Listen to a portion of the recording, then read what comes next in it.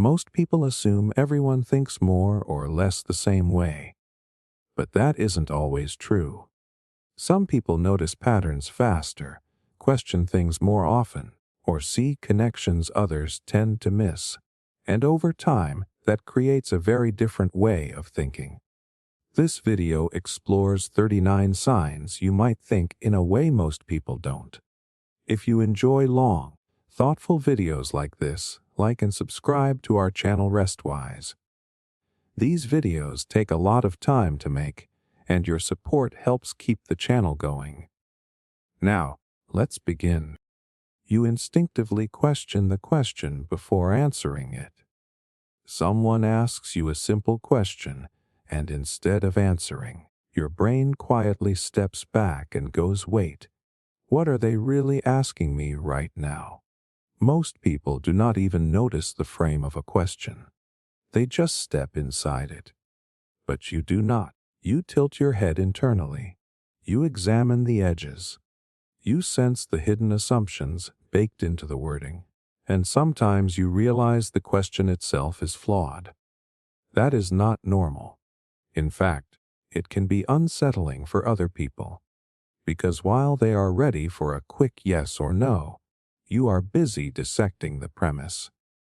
Someone asks which option is better, and your mind goes, "Who decided these are the only two options?" Someone asks why you failed, and your brain goes, "Who defined this as failure?" Someone asks, "Are you happy?" and instead of blurting out a socially acceptable answer, you wonder what happiness even means in this context. Is it short-term pleasure? Is it long-term fulfillment? Is it peace? Is it excitement? You instinctively question the question before answering it. And that can make you feel slow, or difficult, or like you are overthinking something simple.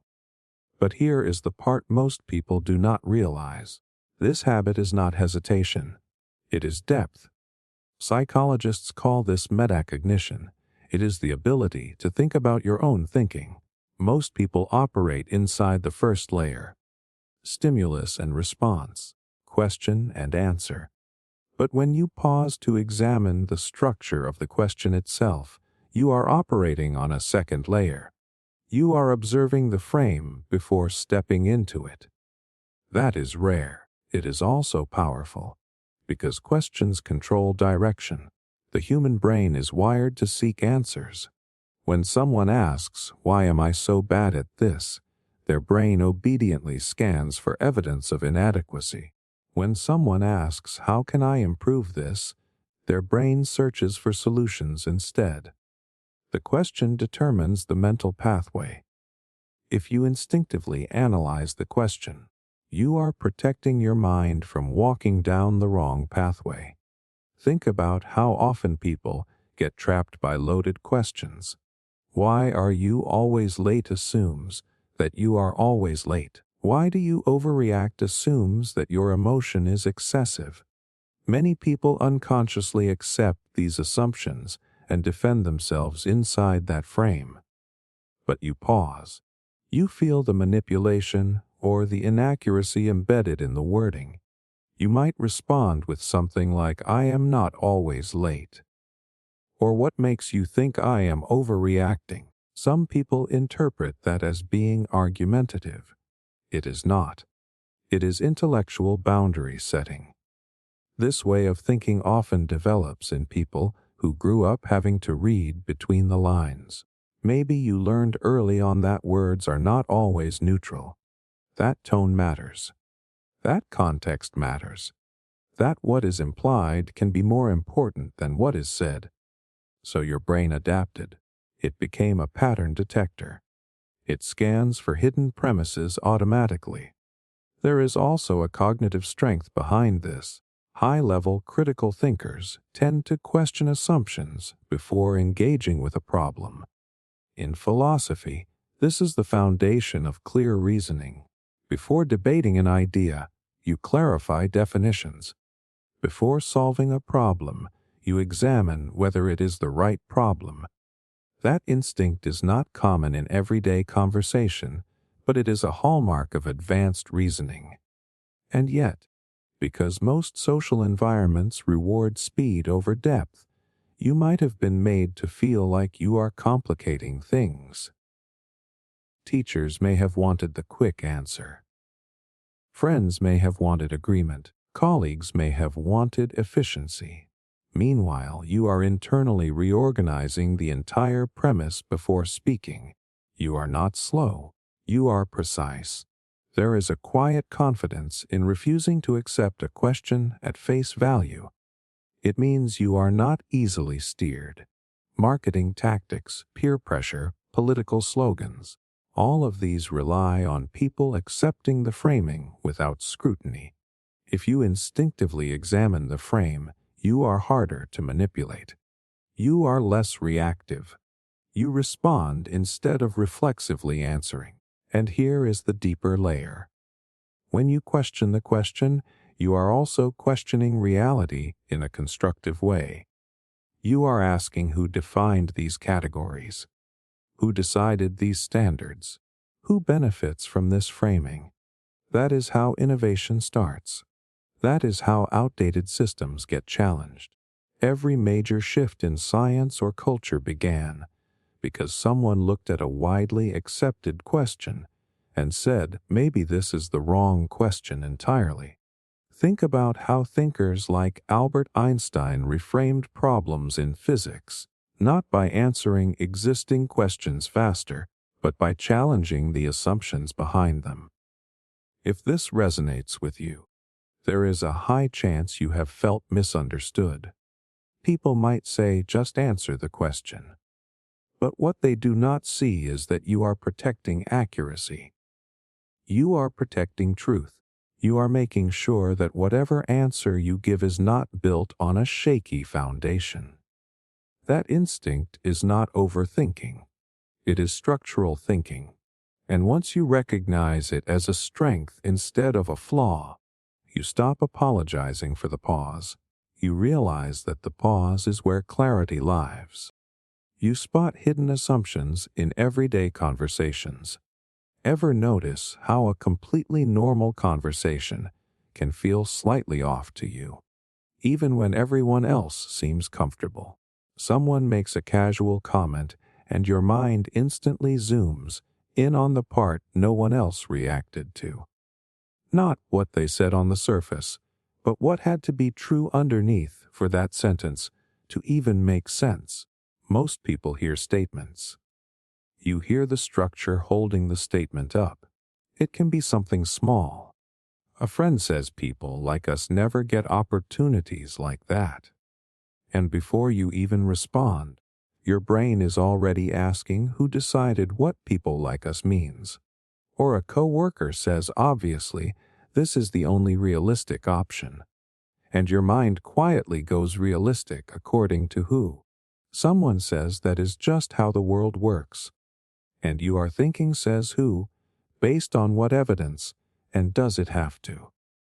You spot hidden assumptions in everyday conversations without trying to. And here is the uncomfortable part.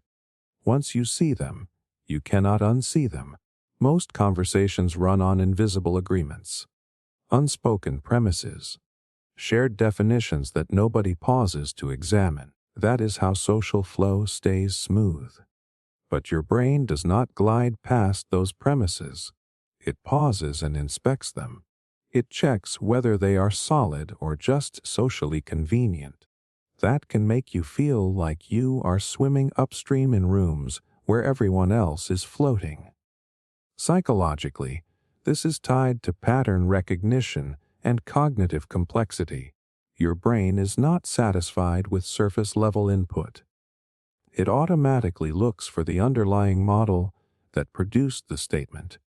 When someone says success means owning a big house, you are not reacting to the house. You are reacting to the definition of success. When someone says you are too sensitive, you are not just hearing criticism. You are noticing the assumption that emotional expression equals weakness. Most people accept conversational frames because it reduces friction. The brain loves shortcuts. They are called cognitive heuristics. They save energy. If everyone agrees on the premise, the conversation moves faster. But you are less comfortable with mental shortcuts when they distort reality. So you slow things down internally. You ask yourself, what belief must this person hold for that sentence to feel true to them? This ability often develops in people who had to become socially aware early in life. If you grew up in an environment where words carried subtext or where tone mattered more than literal meaning, your brain adapted. It learned to decode layers. It became sensitive to what is implied but not stated. Over time, that skill turned into a kind of conversational X-ray vision. The downside is that it can feel isolating. You might notice when someone casually reinforces a stereotype and everyone laughs it off. You might catch when a compliment contains a subtle comparison. You might hear when someone frames a story to make themselves look innocent. And while others take the narrative at face value, you are mentally mapping the assumptions, shaping it. People sometimes interpret this as being overly analytical or negative. But what they miss is that spotting assumptions is not about attacking people. It is about seeking clarity. Hidden assumptions are powerful because they influence decisions without being examined. Entire arguments, policies, and personal conflicts are built on premises no one stopped to question. Think about how many debates spiral out of control simply because two people are operating from different hidden assumptions. One assumes hard work always leads to success. Another assumes systems are rigged. They argue about outcomes without ever addressing the foundational belief driving their perspective. If you are someone who instinctively asks, "What are we assuming here?" you cut straight to the root instead of fighting over branches. This kind of thinking is also what drives major intellectual breakthroughs. Philosophers have built entire careers on exposing unstated premises. In the Republic, Plato structured dialogues around revealing contradictions hidden inside commonly accepted beliefs. The goal was not to win arguments. It was to uncover the assumptions shaping them. When you do this naturally in daily life, you are practicing a miniature version of that same mental discipline. There is also a protective element to it. Hidden assumptions can quietly limit your identity. If someone repeatedly frames you as the quiet one, the emotional one, the unreliable one, those labels rest on assumptions. If you never question them, they can solidify. But when you instinctively sense the premise and mentally challenge it, you maintain psychological autonomy. You do not let someone else's narrative become your internal truth without inspection. It might make conversations more mentally tiring for you. You are not just listening. You are decoding. You are cross-referencing. You are evaluating the framework beneath the words. But that is also why you rarely get swept up in groupthink. You are harder to persuade with surface-level rhetoric. You sense when a statement sounds confident but lacks logical foundation. If this sounds like you, understand that this is not social dysfunction. It is intellectual vigilance. You value coherence. You value internal consistency. You want conversations to rest on something real, not just socially accepted illusions. And while others move quickly through dialogue, you move accurately. You may not always voice every assumption you notice, but the fact that you see them at all changes the way you navigate the world. It means you are not just participating in conversations. You are quietly analyzing the architecture holding them together. You're more interested in patterns than in isolated facts. Facts alone rarely impress you. Someone can throw statistics, headlines, random pieces of information at you all day long, and your first instinct is not to memorize them. It is to connect them.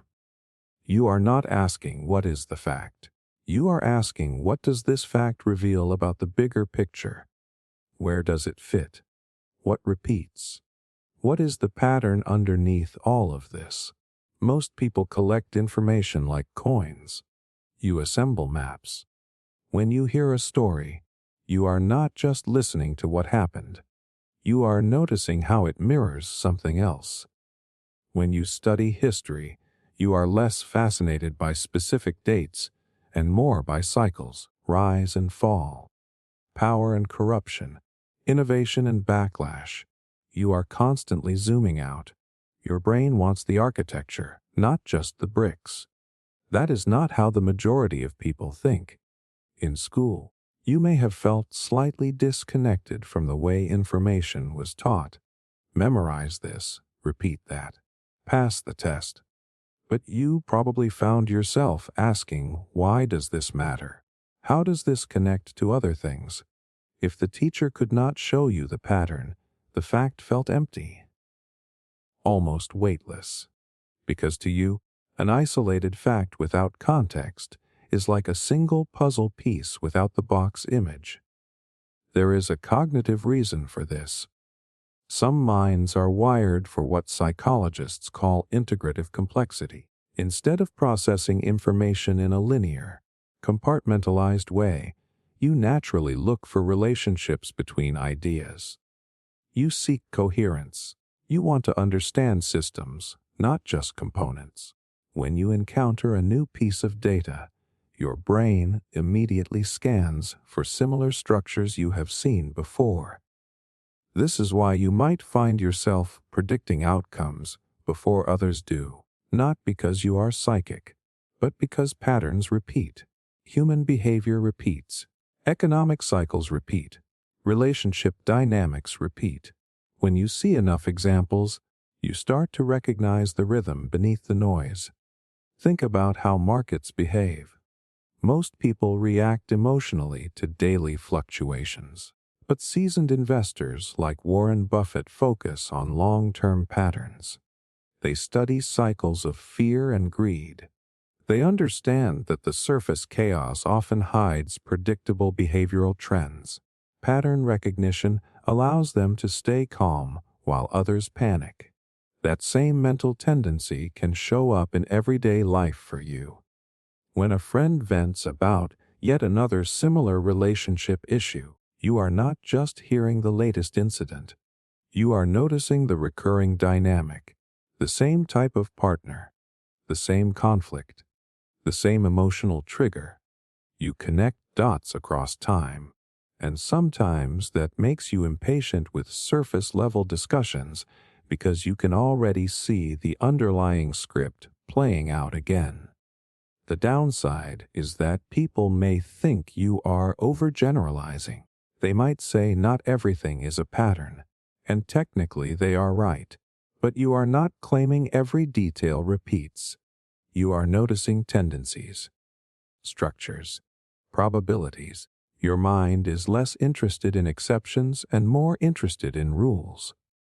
This also changes how you consume information. News headlines rarely move you on their own. You want data across months, across years. You want to know if this is an anomaly or part of a trend. When someone presents a dramatic single example to prove a point, you instinctively question its representativeness. One case does not define reality. You want distribution, not anecdotes. There is something quietly strategic about this way of thinking. Facts can be manipulated, cherry-picked, taken out of context, but patterns are harder to fake over time. If a behavior repeats consistently, it reveals something structural. If an outcome happens again and again under similar conditions, that is insight, that is leverage. It also affects how you understand yourself. You do not judge your identity based on one bad day or one success. You look at your patterns. When am I most productive? What environments consistently drain me? What types of goals do I abandon versus sustain? You study your own life like data points forming a graph.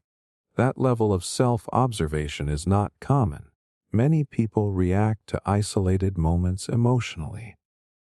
You step back and look for trends. You are less likely to define yourself by a single failure, because you know one point does not define the curve. But here is the part that might surprise you. Pattern thinkers often feel bored by shallow conversations, not because they think they are smarter, but because discussing isolated facts without exploring connections feels incomplete. You crave synthesis. You want to link psychology to economics, biology to behavior, personal experience to universal principles. When conversations stay on the surface, it feels like staring at dots without drawing the lines between them. This is also how innovation happens. Breakthrough ideas often emerge when someone connects two previously separate domains. When Steve Jobs talked about connecting technology with design and human experience, he was thinking in patterns across disciplines. He saw relationships others kept compartmentalized. If you are more interested in patterns than isolated facts, you are not unfocused. You are systems-oriented. You want the blueprint. You want to understand why things behave the way they do across contexts. And once you see the pattern, individual facts stop feeling random. They become predictable pieces of a much larger design. That instinct to zoom out, to connect, to synthesize, is not common. It means you are not just absorbing information. You are building frameworks, and frameworks change how you see everything. You change your mind publicly when new evidence appears. There is a specific kind of silence that falls over a room when someone admits they were wrong. You have probably felt it, that subtle shift in energy. People brace for defensiveness. They expect excuses. They expect ego to fight back. And instead, you calmly say, "I changed my mind." For a lot of people, that sentence feels like swallowing glass. For you, it feels like alignment. Most people attach their identity to their opinions. An idea stops being a hypothesis and starts becoming part of who they are. So when new evidence shows up, it is not just the idea being challenged. It is their self-image. And the brain does not like threats to identity. Neuroscience research shows that when core beliefs are attacked, the same regions associated with physical pain can activate. That is why debates get emotional fast. It literally feels dangerous to be wrong, but you experience beliefs differently. You see them as working models, temporary conclusions based on available information. So when better information appears, updating the model does not feel humiliating. It feels intelligent. You are not betraying yourself. You are refining yourself. And you do not just change your mind privately. You do it publicly. That is rare. Most people will quietly shift their stance over time and pretend they always thought that way. They rewrite their own narrative to protect consistency. There is even a psychological term for it: cognitive dissonance reduction. When reality conflicts with belief, the mind either rejects the new evidence or subtly edits the memory of what it believed before. It is a self-defense mechanism. You do something harder. You acknowledge the shift out loud. You might say, "I used to think this policy would work, but after reading more data, I do not think that anymore." Or, "I judged that person too quickly. I learned more context and I see it differently now." You are willing to let people witness your intellectual evolution in real time. And here is the shock. Some people will respect you deeply for it. Others will quietly lose trust in you, because a surprising number of people equate consistency with strength.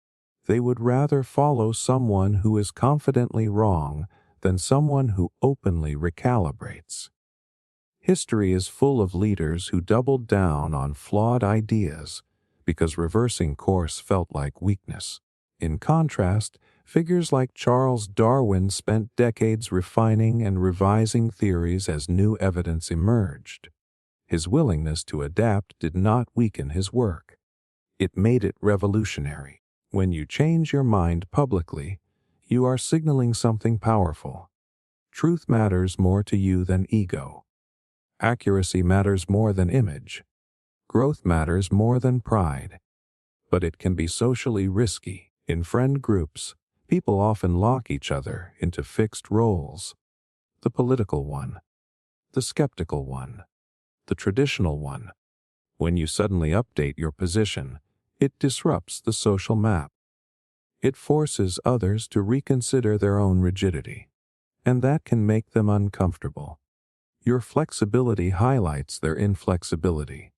There is also a deeper cognitive trait at play: intellectual humility.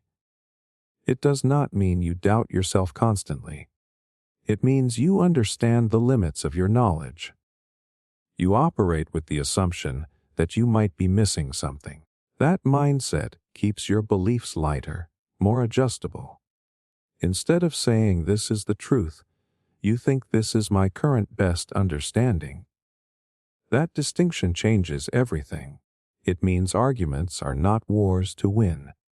They are data-gathering missions. When someone presents a counterpoint, you are not scanning for weaknesses to attack. You are scanning for information to integrate. If the evidence holds, you incorporate it. If it does not, you discard it. Either way, your goal is clarity, not dominance. And clarity evolves. Think about how science works at its best. Hypotheses are proposed, tested, challenged, refined. When Albert Einstein introduced relativity, it did not destroy physics. It expanded and corrected it where older models fell short. Progress depended on updating frameworks in light of stronger explanations. You apply that same principle to your own thinking. Still, it can feel vulnerable. Admitting you were wrong exposes you. It invites judgment. It removes the shield of certainty. But it also builds a different kind of credibility. Over time, people realize that when you hold a position, it is not because you are stubborn. It is because you have examined it. And if better evidence comes, you will examine that too. That makes your convictions dynamic, not fragile. If you are someone who changes your mind publicly when new evidence appears, you are not inconsistent. You are adaptive. You are treating your beliefs as living systems rather than fixed monuments. And in a world where many people would rather defend a mistake than correct it, that quiet willingness to evolve is a sign of mental strength most people never develop. You can argue convincingly for a position you disagree with. Drop you into a debate and something strange happens. You can defend a position you do not even believe in and make it sound airtight, not in a manipulative way. Not because you are trying to win, but because your mind naturally steps outside of your own perspective and asks what would make this argument strong if I truly believed it. Most people cannot do that. When someone disagrees with them, they feel tension immediately. Their body tightens. Their thoughts narrow. They start scanning for counterpoints. But you do something different. You temporarily suspend your loyalty to your own opinion. You walk across the mental bridge and stand on the other side. And from there, you build the strongest possible case. That ability can be unsettling to people around you. They might say, "Wait, I thought you did not agree with that. Why are you defending it so well?" What they do not realize is that you are not defending it because you believe it. You are defending it because you understand it. And that is rare. Psychologists sometimes call this steel manning. It is the opposite of strawman arguments. Instead of weakening the opposing side to make your own look better, you strengthen it. You articulate the most intelligent, coherent version of the viewpoint you disagree with. That requires empathy, cognitive flexibility, and a strong sense of self, because you are not afraid that understanding another perspective will erase your own. Most people confuse identity with ideology. If they explore the other side too deeply, they worry they will lose themselves. So they keep their distance. They caricature the opposing view. They reduce it to something easy to dismiss. But you are curious about the internal logic. You want to know what experiences, values, or data would make this position reasonable. There is a neurological element to this. Perspective taking activates networks in the brain associated with theory of mind. The ability to model someone else's mental state. For many people, that skill is strongest with friends and weakest with opponents. Yours does not shut off when disagreement begins. It actually sharpens. You might sit in a political discussion and think, I do not agree with this policy, but I can see why someone who prioritizes stability over rapid change would support it. Or in a moral debate, you might say, I personally would not make that choice. But if someone values autonomy above tradition, their reasoning makes sense. You separate understanding from endorsement. That separation is powerful. It means you are less likely to demonize, less likely to oversimplify, less likely to get trapped in emotional tribalism. While others are busy defending their team, you are mapping the entire field. And sometimes that makes you a better debater than people who are emotionally invested in the outcome. Think about skilled trial lawyers. Someone like Alan Dershowitz built a reputation on being able to argue complex cases from multiple angles. Regardless of public opinion, the skill lies in understanding the strongest version of the opposing argument. It is strategic empathy, and you apply a version of that instinct even in casual conversations. But here is the shock. This ability can make people question your loyalty. If you articulate the other side too well, your own side may look at you sideways. They might wonder if you secretly agree. In highly polarized environments, nuance is suspicious. The expectation is that you should defend your position and attack the other. When you refuse to oversimplify, you disrupt that script. The truth is, arguing for a position you disagree with often strengthens your actual beliefs. When you test them against the strongest possible counterargument, weak points reveal themselves. Either your view becomes more refined, or you adjust it. It is intellectual stress testing. Philosophers have done this for centuries. In dialogues attributed to Socrates, ideas were explored from multiple angles not to win, but to uncover contradictions and approach clarity. If you can do this naturally, it means your ego is not fused to your viewpoint. You trust that exploring another side will not erase your identity. That level of internal security is uncommon. Many people avoid deeply engaging with opposing ideas because they fear being persuaded. You are not afraid of being persuaded. If a better argument exists, you would rather find it than hide from it. And even when you ultimately disagree, your disagreement is informed. It is precise. It is grounded in a real understanding of the other side, not a distorted version of it. This trait can make you a bridge between groups. In heated discussions, you can translate one perspective into language the other side understands. You can say, I see why you think that, and here is the strongest version of your reasoning. That alone can lower defensiveness in the room. If this sounds like you are not indecisive. You are multidimensional. You can hold an idea in your mind without immediately labeling it as friend or enemy. You can explore it fully before choosing your stance. And in a world where most people argue to defend their identity, your ability to argue for a position you disagree with reveals something deeper. You are loyal to understanding first, and opinions second. You think in systems, not events. When something goes wrong, most people zoom in on the moment, the argument, the mistake, the missed opportunity.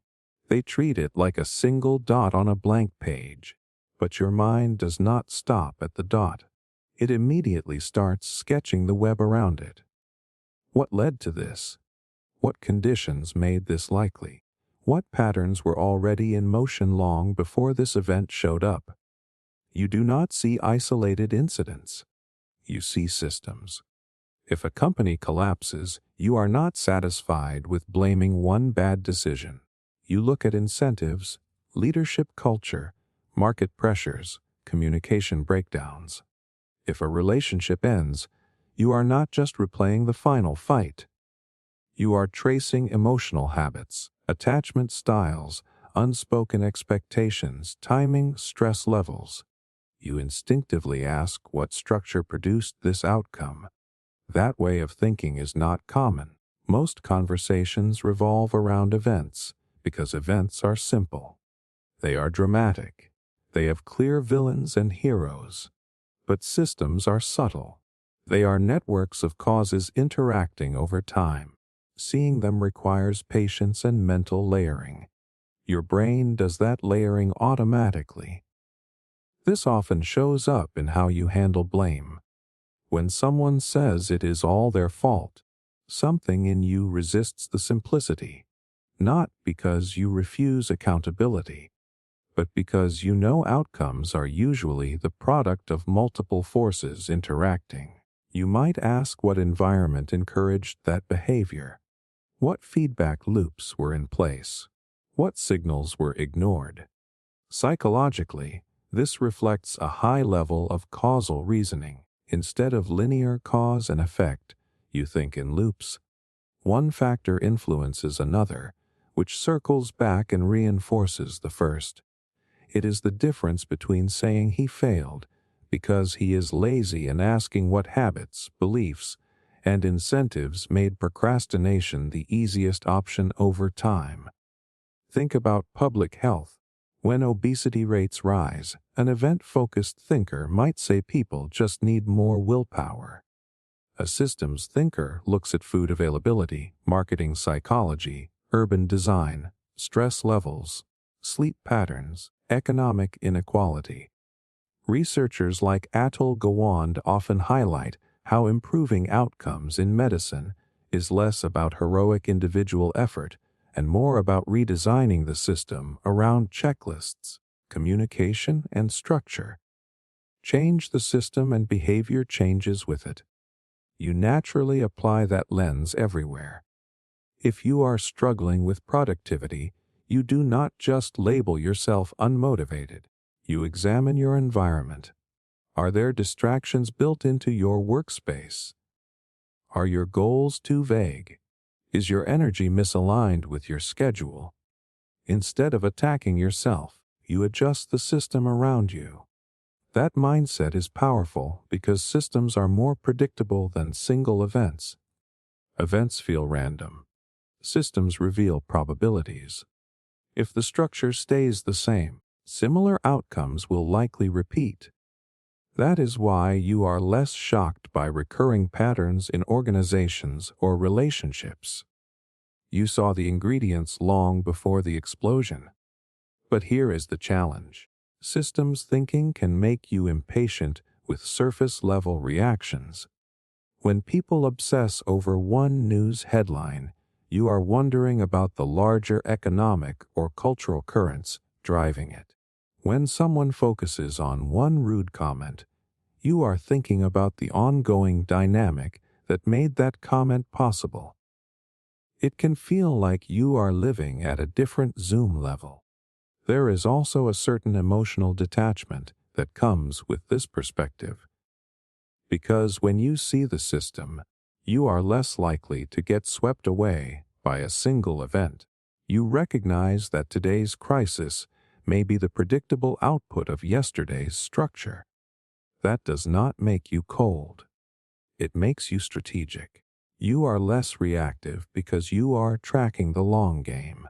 In business, leaders who think this way often outperform those who chase short-term wins. Someone like Peter Drucker emphasized that organizational results are products of systems, not isolated efforts. Culture, incentives, processes, and feedback loops determine performance. You intuitively grasp that principle even outside corporate settings, and it affects how you see personal growth. You know that one motivational burst will not change a life. Sustainable change requires altering routines, environments, peer groups, information inputs. You redesign your habits instead of relying on mood. You build structures that make the desired behavior easier than the alternative. If you think in systems rather than events, you are not overcomplicating reality. You are seeing its true complexity. You understand that most outcomes are not accidents. They are outputs. And once you identify the system producing them, you gain leverage. Because changing one event is temporary. Changing a system reshapes the future. That instinct to zoom out, map connections, and analyze feedback loops sets you apart. While others react to what just happened, you are quietly studying what keeps happening and why. You predict second and third order consequences naturally. Most people stop at what will happen next. You do not.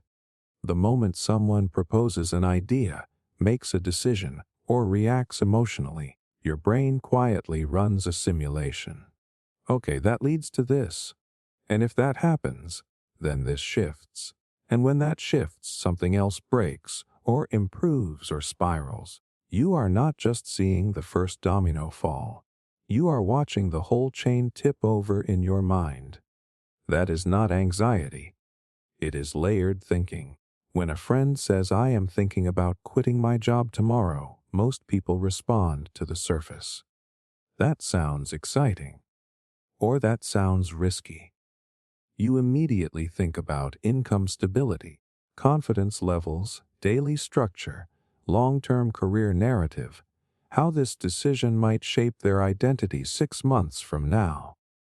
Not because you are negative, because you instinctively track ripple effects. Second-order and third-order consequences are invisible to most people in the moment. Humans are wired for immediacy. The brain prioritizes short-term rewards and short-term threats. That is why impulsive decisions feel so compelling. The first outcome is clear and emotional: relief, pleasure, validation. But you naturally ask what happens after the relief fades. What happens after everyone adapts to the new normal? This kind of thinking shows up in small ways too. If you skip one workout, most people think it is just one workout. You think about the narrative you are reinforcing, the habit loop you are weakening, the subtle identity shift from "I am disciplined" to "I make exceptions." You are not obsessing over one event. You are tracking trajectory. There is a strategic edge to that. In economics, unintended consequences are everywhere. A policy meant to fix one problem often creates another. Raise one incentive, and behavior shifts somewhere else. Investors who understand this do not just analyze quarterly gains. They think about how markets will react to reactions. Someone like Ray Dalio often talks about understanding cause and effect chains rather than single events. That same layered forecasting runs quietly in your head during everyday life. It can make you sound cautious, even skeptical. When others are excited about a new trend, you are thinking about sustainability. When someone proposes a shortcut, you are scanning for long-term costs. People might say you overthink, but often You are simply extending the timeline further than they are willing to. And here is the part that surprises people. This ability is not just about avoiding negative outcomes. You also see positive compounding effects. If I practice this skill daily, where will I be in a year? If I build this relationship intentionally, how strong could it become over time? You understand momentum. You understand that small, consistent inputs can create disproportionate outputs later. That is third-order thinking. It is also why you are rarely shocked by outcomes that blindside others. When a relationship slowly deteriorates, you remember the subtle signals from months ago. When a company struggles after rapid expansion, you recall the cracks that were forming during the growth phase. You do not rely on hindsight. You were already mentally modeling the trajectory. This way of thinking requires emotional regulation, because if you constantly imagine future consequences without balance, it can turn into paralysis. But when it is grounded, it becomes foresight. You are not predicting the future with certainty. You are mapping probabilities based on patterns and incentives. There is a military concept popularized by strategists like Sun Tzu that emphasizes understanding the downstream effects of actions before engaging. Every move shifts the terrain. Every gain creates new vulnerabilities. You intuitively apply that mindset to conversations, career choices, habits, even personal boundaries. It can make you feel slightly out of sync with people who live almost entirely in the present moment. While they are celebrating the immediate win, you are asking what expectations this win creates. While they are venting in anger, you are thinking about how those words might reshape the relationship tomorrow. If this resonates, you are not pessimistic. You are dimensional. You think in timelines, not snapshots. You sense that reality unfolds in layers, and each decision is a seed that grows roots beneath the surface before anyone notices. So when others focus on what will happen next, you are already considering what happens after that, and after that, and after that. You get uncomfortable with overly simple explanations. When someone says it is simple, that is just how it is, something in you tightens. Not because you enjoy complicating things, not because you need everything to be intellectual, but because your mind immediately senses compression. Like a complex, layered reality just got flattened into a slogan, and you can feel the missing pieces. Most people find comfort in simple explanations. They reduce uncertainty. They make the world feel manageable. If something bad happened, it is because one person was evil. If someone is successful, it is because they worked harder than everyone else. If a relationship failed, it is because one person was toxic. Clean. Clear. Easy to repeat. Your brain does not relax with that kind of neatness. It starts asking what variables are being ignored. What trade-offs are hidden? What context is missing? You are not satisfied with a single cause when reality usually runs on multiple interacting forces. You feel uneasy when a complicated issue gets wrapped up in a three-word conclusion. There is a cognitive reason for this. The brain loves cognitive ease. Simple narratives require less mental energy. They reduce ambiguity.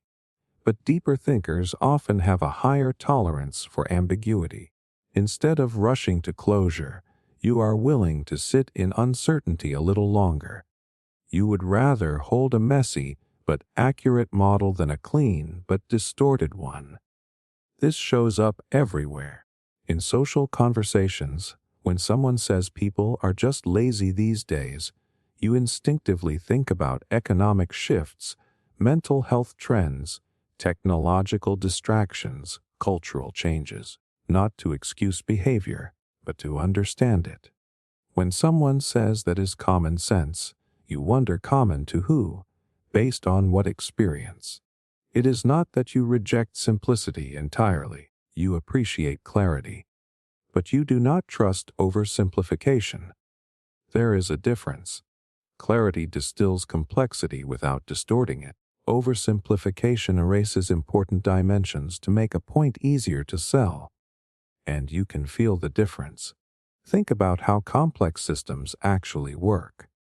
In biology, diseases are rarely caused by a single factor. Genetics, environment, lifestyle, stress all interact. Scientists like Richard Feynman emphasized the importance of not fooling yourself with explanations that sound good but lack depth.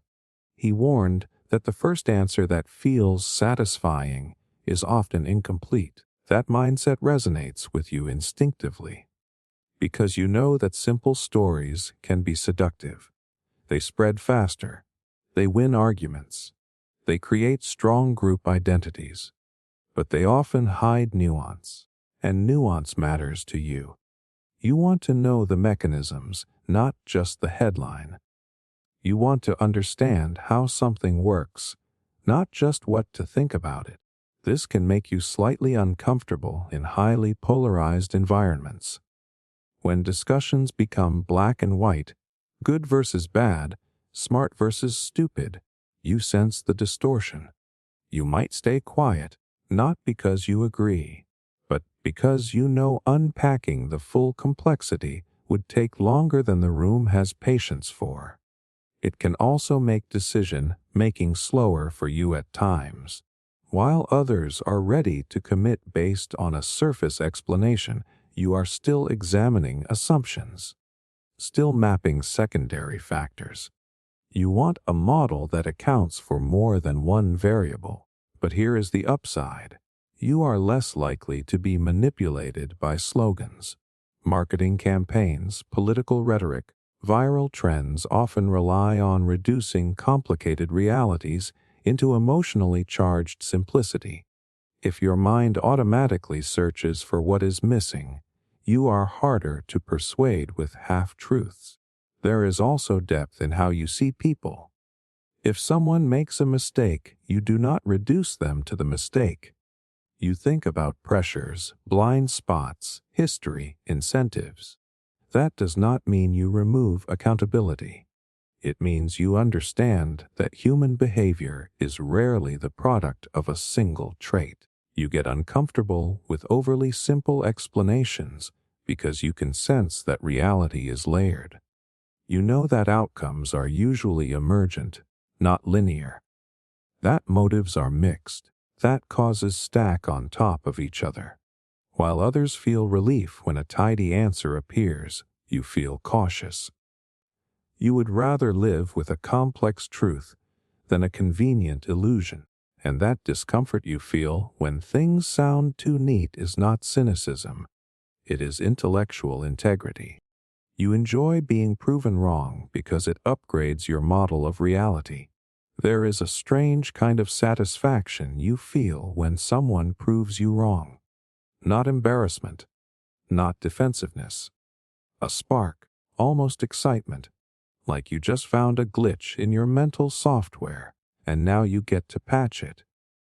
Most people experience being wrong as a threat. You experience it as an upgrade when someone dismantles one of your arguments with solid evidence. Your first reaction is not "how do I protect my ego?" It is "wait, that is interesting." You lean in. You want to see exactly where your reasoning broke down, which assumption failed, which data point you missed, because every error reveals the limits of your current model of reality, and you care more about the model than the moment. For a lot of people, beliefs are emotional anchors. They provide stability and identity. When those beliefs are challenged, it feels destabilizing. The brain interprets it almost like social rejection. Studies in neuroscience show that when deeply held views are contradicted, areas linked to emotional distress light up. That is why arguments so quickly turn into battles of pride. But your attachment is different. You see your mind as something under construction, not finished, not sacred, just constantly being refined. So when new information exposes a flaw, you do not see it as a crack in your identity. You see it as new raw material, better data, a sharper lens. Think about how science progresses. Theories are not meant to be worshipped. They are meant to be tested and replaced when a more accurate explanation appears. When Isaac Newton described gravity, it was groundbreaking. But centuries later, Albert Einstein expanded the understanding with relativity. That did not make Newton a failure. It made physics stronger. Each correction sharpened the model. You approach your own thinking the same way.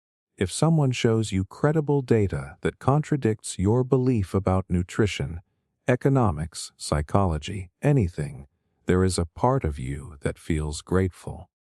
Because now your map of reality is more accurate, and accuracy gives you leverage. It helps you make better decisions, predict outcomes more effectively, avoid repeating mistakes. This does not mean you change your mind every 5 minutes. You still evaluate evidence critically. But when the evidence holds, you let go. You are not loyal to being right. You are loyal to understanding.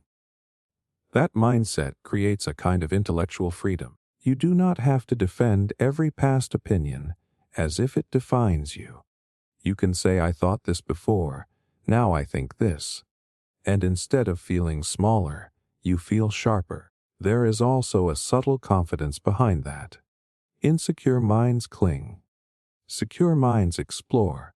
If you are comfortable being proven wrong, it usually means your self-worth is not built on appearing infallible. You trust that updating your beliefs does not erase your intelligence. It demonstrates it.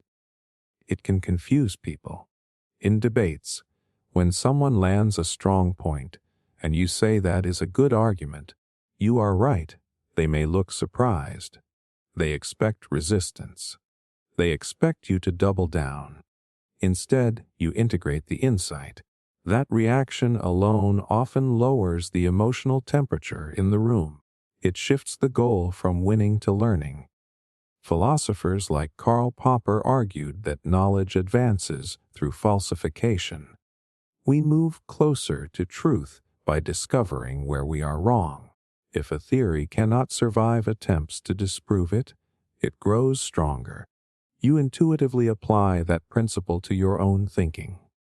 You test your beliefs. You invite counterarguments, not to be contrarian, but to stress test your worldview. There is a deeper psychological layer too. When you enjoy being proven wrong, you are signaling to yourself that growth is more important than comfort. Comfort protects the current version of you. Growth requires dismantling it piece by piece. That can be uncomfortable in the short term, but long term, it compounds. Every corrected mistake prevents future errors built on that flawed assumption. Every upgraded belief sharpens the decisions that follow. If this resonates, you probably feel a quiet thrill when a conversation forces you to rethink something fundamental. Not because you enjoy losing, but because you enjoy evolving. You would rather outgrow an old belief than protect it out of pride. To you, being wrong is not a verdict. It is feedback, and feedback is fuel. You notice contradictions others overlook. Ever sit in a conversation and feel this tiny mental jolt that nobody else seems to register? Someone says one thing, then 5 minutes later says the opposite, and the room just keeps nodding along like nothing happened. But your brain will not let it slide. It replays both statements side by side. It highlights the mismatch in bright red, and suddenly you are less focused on the topic and more focused on the inconsistency. You notice contradictions others overlook. And here is the uncomfortable part. Most people do not want contradictions pointed out. They want comfort. They want flow. They want social harmony. So when you gently say, "Wait, earlier you said this, and now you are saying that," the energy shifts. It is subtle, but you can feel it. People get defensive, or they laugh it off, or they accuse you of being too literal. But you are not trying to win. You are trying to make sense. Your mind is wired for coherence. Human brains naturally seek patterns, but yours goes a step further. It seeks internal consistency. When ideas clash, you feel it almost physically. It is like hearing a wrong note in a song that everyone else thinks sounds fine. Cognitive scientists call this sensitivity to cognitive dissonance. Cognitive dissonance is the discomfort we feel when two beliefs conflict. Most people reduce that discomfort by ignoring one side or rationalizing it away. You, on the other hand, lean into it. You examine it. You cannot pretend it is not there. Think about how often this shows up in everyday life. A friend says they value honesty, but constantly lie to avoid awkward conversations. A company claims to care about mental health, but glorifies burnout culture. A person insists they hate drama, yet fuels gossip every week. You are not being judgmental when you notice this. You are simply observing the gap between words and actions, and that gap matters to you. Because contradictions are not just logical errors. They reveal misalignment. When beliefs and behavior do not match, something underneath is unresolved. Most people glide over that surface tension because confronting it requires effort. It forces self-reflection. It forces change. It can threaten identity, but your brain does not allow smooth narratives if the details do not add up. This trait often develops in people who had to read reality carefully growing up. Maybe what was said did not always match what was done. Maybe promises were inconsistent. So you learned to track patterns instead of trusting single statements. Over time, your mind became skilled at comparing data points. It keeps receipts, not out of spite, but out of survival and clarity. There is also a strong analytical component to this. Studies on critical thinking show that people who score high in analytical reasoning are better at detecting inconsistencies in arguments. They are less likely to accept statements that conflict with prior evidence. This is the same mental muscle that allows scientists to question flawed results or investigators to catch false alibis. It is not about negativity. It is about structural integrity. And yet, socially, this can make you feel like the odd one out. You might stay quiet because calling out every contradiction would exhaust you and everyone else. You pick your moments carefully. Sometimes you let it go, even though your mind keeps turning it over later. Other times you speak up and risk being labeled intense. But here is the truth. Societies move forward because someone notices the cracks in the story. Think about figures like George Orwell, who exposed contradictions in political language, or Marie Curie, who challenged accepted scientific assumptions when data did not align. Progress depends on people who refuse to ignore inconsistencies. When you notice contradictions, you are protecting reality from distortion. You are resisting blind acceptance. You are saying that words should match actions and beliefs should align with behavior. That standard may seem high, but it creates trust. Because when you speak, people know you have checked for internal consistency first. There is also a personal layer to this. You likely hold yourself to the same standard. When your actions do not align with your values, it bothers you deeply. You feel the internal tension, and instead of ignoring it, you adjust. You either change your behavior or reevaluate your belief. That is growth. That is integrity. So if you have ever felt like the only one in the room noticing the mismatch, understand this. You are not difficult. You are perceptive. You are not overanalyzing. You are aligning data points. While others prioritize comfort, you prioritize coherence. And in a world full of noise, narratives, and surface-level agreement, the ability to detect contradiction is not just rare. It is powerful. You mentally simulate multiple outcomes before deciding. Before you say yes, before you commit, before you even respond sometimes, your mind has already run 3 different versions of the future. Someone throws out an idea. Let's do this. Take this job, move to this city, send that message. And while most people react based on how they feel in that exact moment, your brain quietly opens multiple tabs. If I do this, then what happens next? If that happens, how would I respond? If it goes wrong, what is the backup plan? You are not just deciding, you are simulating, and most people have no idea you are doing it.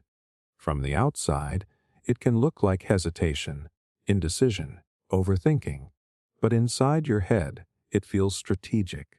You are walking through possible timelines in fast forward. You are spotting friction points before they appear. You are testing consequences without having to live them first. This is not anxiety by default. It is foresight. Neuroscience shows that when we imagine future scenarios, the brain activates many of the same regions it uses for real experiences. The prefrontal cortex, which handles planning and decision-making, lights up. The hippocampus, which helps with memory, pulls from past experiences to build realistic projections. In other words, when you mentally simulate outcomes, your brain is rehearsing reality. You are gathering emotional and logical data before you step forward. Most people do this a little. You do it instinctively and repeatedly. Say you are offered a higher-paying job. Many people immediately focus on the salary. More money equals better life. Simple. But your mind goes deeper. What will my daily routine look like? Who will I report to? How will this affect my energy levels 6 months from now? If the company culture clashes with my values, what will that cost me emotionally? If I leave my current team, what relationships shift? You are not just evaluating the surface reward. You are mapping the ripple effects. And sometimes that makes you slower to answer. In fast-paced environments, speed is praised. Quick decisions are seen as confident decisions. So when you pause, people might push. It is not that complicated. Just choose. But for you, it is complicated because you can already see how one small choice branches into multiple consequences. This ability is closely tied to high-level executive functioning. Strategic thinkers, experienced leaders, even elite athletes use mental simulation to gain an edge. Think about how someone like LeBron James is known for reading plays before they fully unfold. He anticipates where players will move, not just where they are. That predictive modeling is not magic. It is pattern recognition combined with mental rehearsal. On a smaller scale, you are doing the same thing in everyday life. There is also an evolutionary advantage here. Humans survived because we could anticipate danger. The ones who imagined what might happen if they ignored certain signs were more likely to prepare. Your mind carries a refined version of that instinct. It does not just react to the present, it scans for future variables. But here is the tension. When you constantly simulate outcomes, you see risks others miss, and seeing risk can feel heavy. You might notice how a seemingly harmless comment could damage a relationship, how a financial decision could create stress later, how one compromise today could slowly reshape your standards over time. Others see the immediate upside. You see the long arc. That can make you cautious, sometimes too cautious. The key difference between overthinking and intelligent simulation is paralysis. Overthinking loops without resolution. Simulation moves toward a decision. You run the scenarios, gather insight, then choose with awareness. Even if the choice is bold, it is informed boldness. You probably also replay past decisions the same way. Not to punish yourself, but to refine your internal model. What signals did I miss? What pattern can I recognize next time? Your brain treats life like a constantly updating strategy game. And while that can be exhausting at times, it also makes you resilient, because when something unexpected happens, you are rarely completely blindsided. You have already considered a version of this. You adapt faster. You pivot smoother. You recover with less chaos. If you mentally simulate multiple outcomes before deciding, it does not mean you are fearful. It means you understand that choices echo.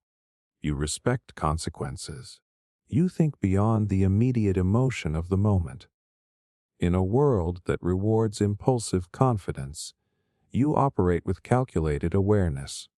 And that quiet rehearsal happening inside your mind is not weakness, it is strategic depth. You separate your identity from your opinions. There is a moment in most arguments where things stop being about ideas and start being about ego. You can actually see it happen.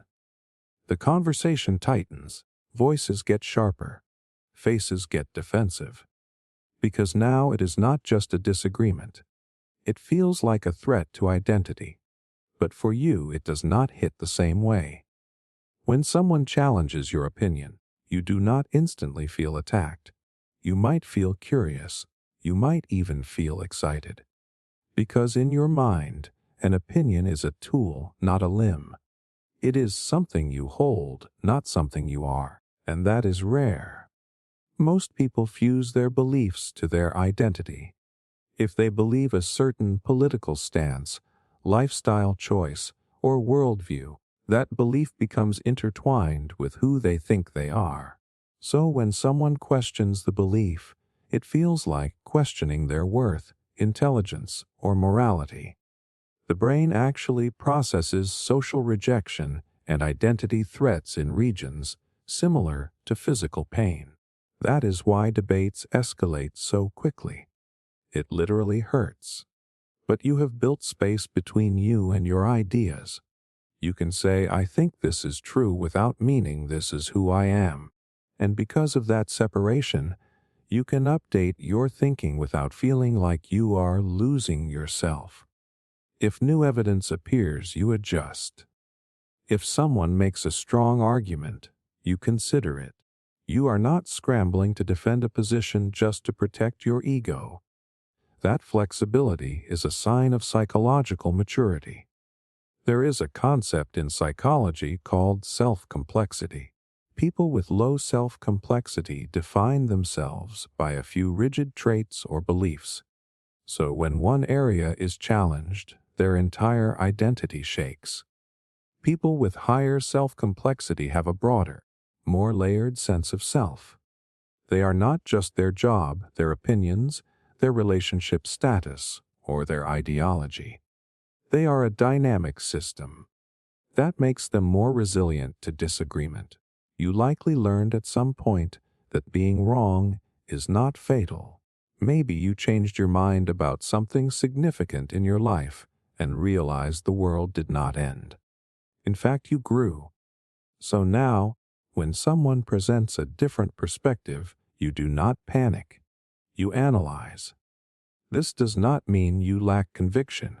It means your conviction is grounded in reasoning, not insecurity. Think about great thinkers throughout history who were willing to revise their positions publicly. Charles Darwin continuously refined his ideas as new data emerged. Mahatma Gandhi openly admitted when his strategies needed adjustment. Their strength was not stubbornness. It was adaptability anchored in principle. When your identity is separate from your opinions, debates feel different. You listen more carefully. You ask better questions. You are not scanning for ways to win. You are scanning for what is accurate. And if the other person makes a solid point, you can say that makes sense without feeling diminished. This also changes how you handle criticism. If someone critiques your idea, you evaluate the critique instead of collapsing into self-doubt. You might discard it. You might integrate it. But you do not automatically translate it into "I am flawed." That internal separation creates calm. It also makes you harder to manipulate. Many persuasive tactics rely on identity hooks. They frame issues in ways that tie agreement to belonging. If you truly care about this, you must think this way. If you are smart, you will choose this side. If you are loyal, you will defend this belief. When identity and opinion are fused, those hooks work. When they are separate, you can step back and assess the logic without feeling socially cornered. Of course, this trait can feel isolating. In heated group discussions, you might be the one saying, "I am open to changing my mind." Others might interpret that as weakness or lack of loyalty, but what they do not see is the strength it takes to stand on principles rather than positions. You understand that you are more than any single viewpoint you hold today. You are the thinker behind the thoughts, the observer behind the opinions, and that awareness gives you freedom. Freedom to evolve. Freedom to admit uncertainty. Freedom to disagree without hostility. When you separate your identity from your opinions, you unlock something most people never experience. The ability to grow without feeling like you are losing yourself in the process. You see debates as collaborative truth seeking, not competitions. Some people walk into a debate like they are stepping into a boxing ring. Gloves on. Guard up. Score to settle. You can feel the shift in energy immediately. It is not about understanding anymore. It is about winning. About landing the final blow. About walking away intellectually undefeated, but that has never really made sense to you. When you hear opposing views, your first instinct is not "how do I defeat this person?" It is "what are we missing between us?" What piece of the puzzle does each of us hold? You are not trying to dominate the conversation. You are trying to refine it. For you, a debate is not a battlefield. It is a workshop, and that mindset alone puts you in a small minority. Most people subconsciously treat disagreements as status contests. Research in social psychology shows that when beliefs are challenged, especially in public, the brain activates threat responses. Heart rate rises. Defensive reasoning kicks in. Instead of processing new information objectively, people search for counterarguments to protect their position. It becomes less about truth and more about identity preservation. But when you see debate as collaborative truth-seeking, that threat response is lower. You are not fighting for survival. You are searching for clarity. Imagine two people looking at a complex map. One sees the mountains clearly. The other notices the rivers. If they argue about which feature matters more, they both lose depth. But if they combine perspectives, the terrain becomes fully visible. That is how you approach intellectual conflict. You assume the other person might see something you do not. Even if you strongly disagree, you are curious about why. This does not mean you are passive. You challenge ideas. You question logic. You push back when something does not add up. But the tone is different. You are not trying to score points. You are trying to sharpen understanding on both sides. Philosophers have modeled this kind of exchange for centuries. Socrates built his entire method around asking questions, not to humiliate opponents, but to uncover deeper truths together.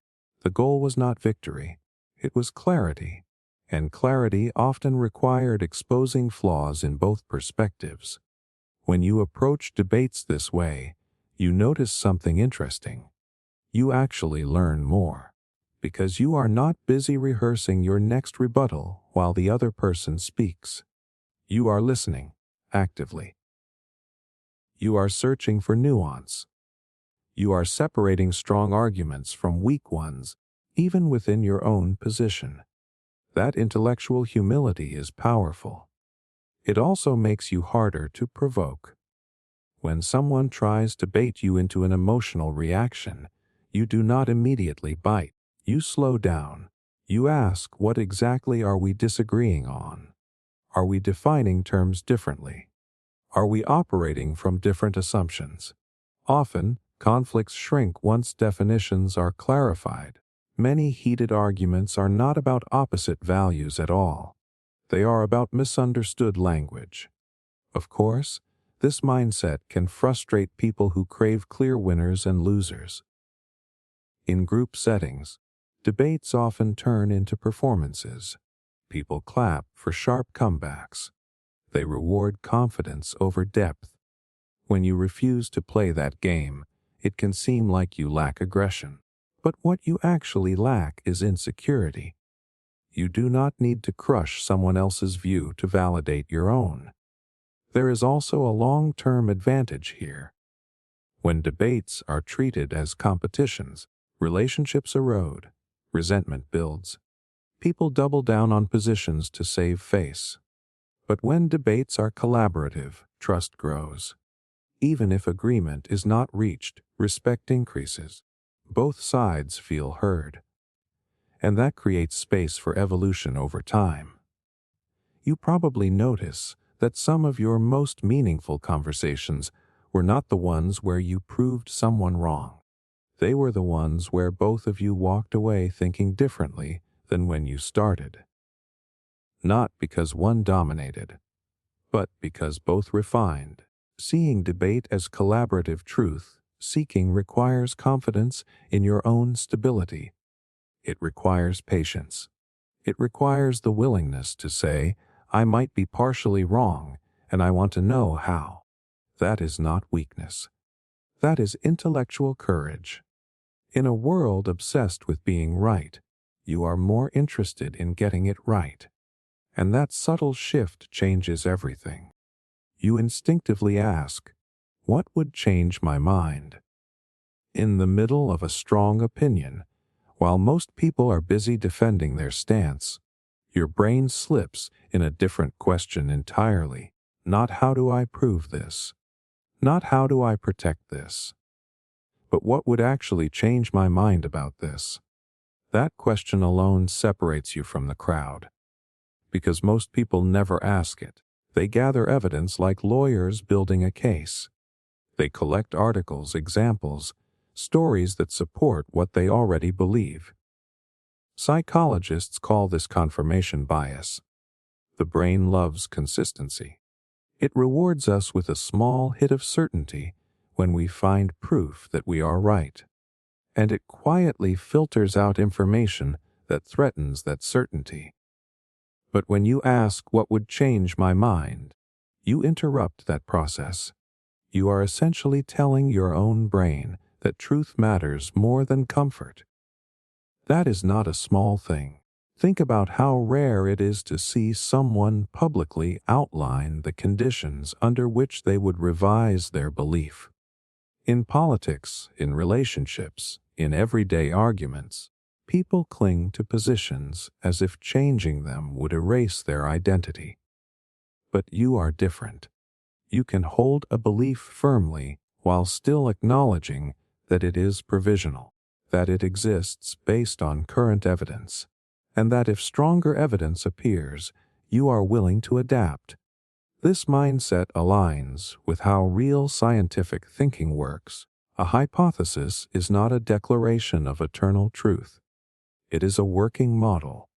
Scientists design experiments specifically to test what could disprove their idea. If no possible evidence could change your mind, then you are not reasoning. You are defending. Figures like Karl Popper built entire philosophies around falsifiability, the idea that a claim must be testable and open to being proven wrong. Without that openness, progress stalls. When you instinctively ask what would change my mind, you are applying that principle to everyday life.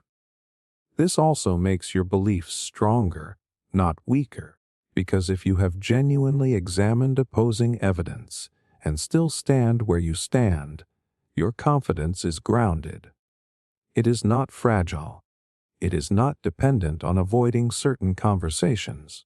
You can engage deeply because you have already thought through potential counterarguments. There is something emotionally steady about that. It reduces fear. Many people avoid challenging discussions because they are afraid of losing. Losing status, losing certainty, losing control. But if you already know the criteria that would shift your perspective, then disagreement becomes exploration instead of threat. You are not cornered. You are curious. And sometimes, when you ask yourself that question honestly, you realize the answer is nothing. Nothing would change my mind. That realization can be uncomfortable.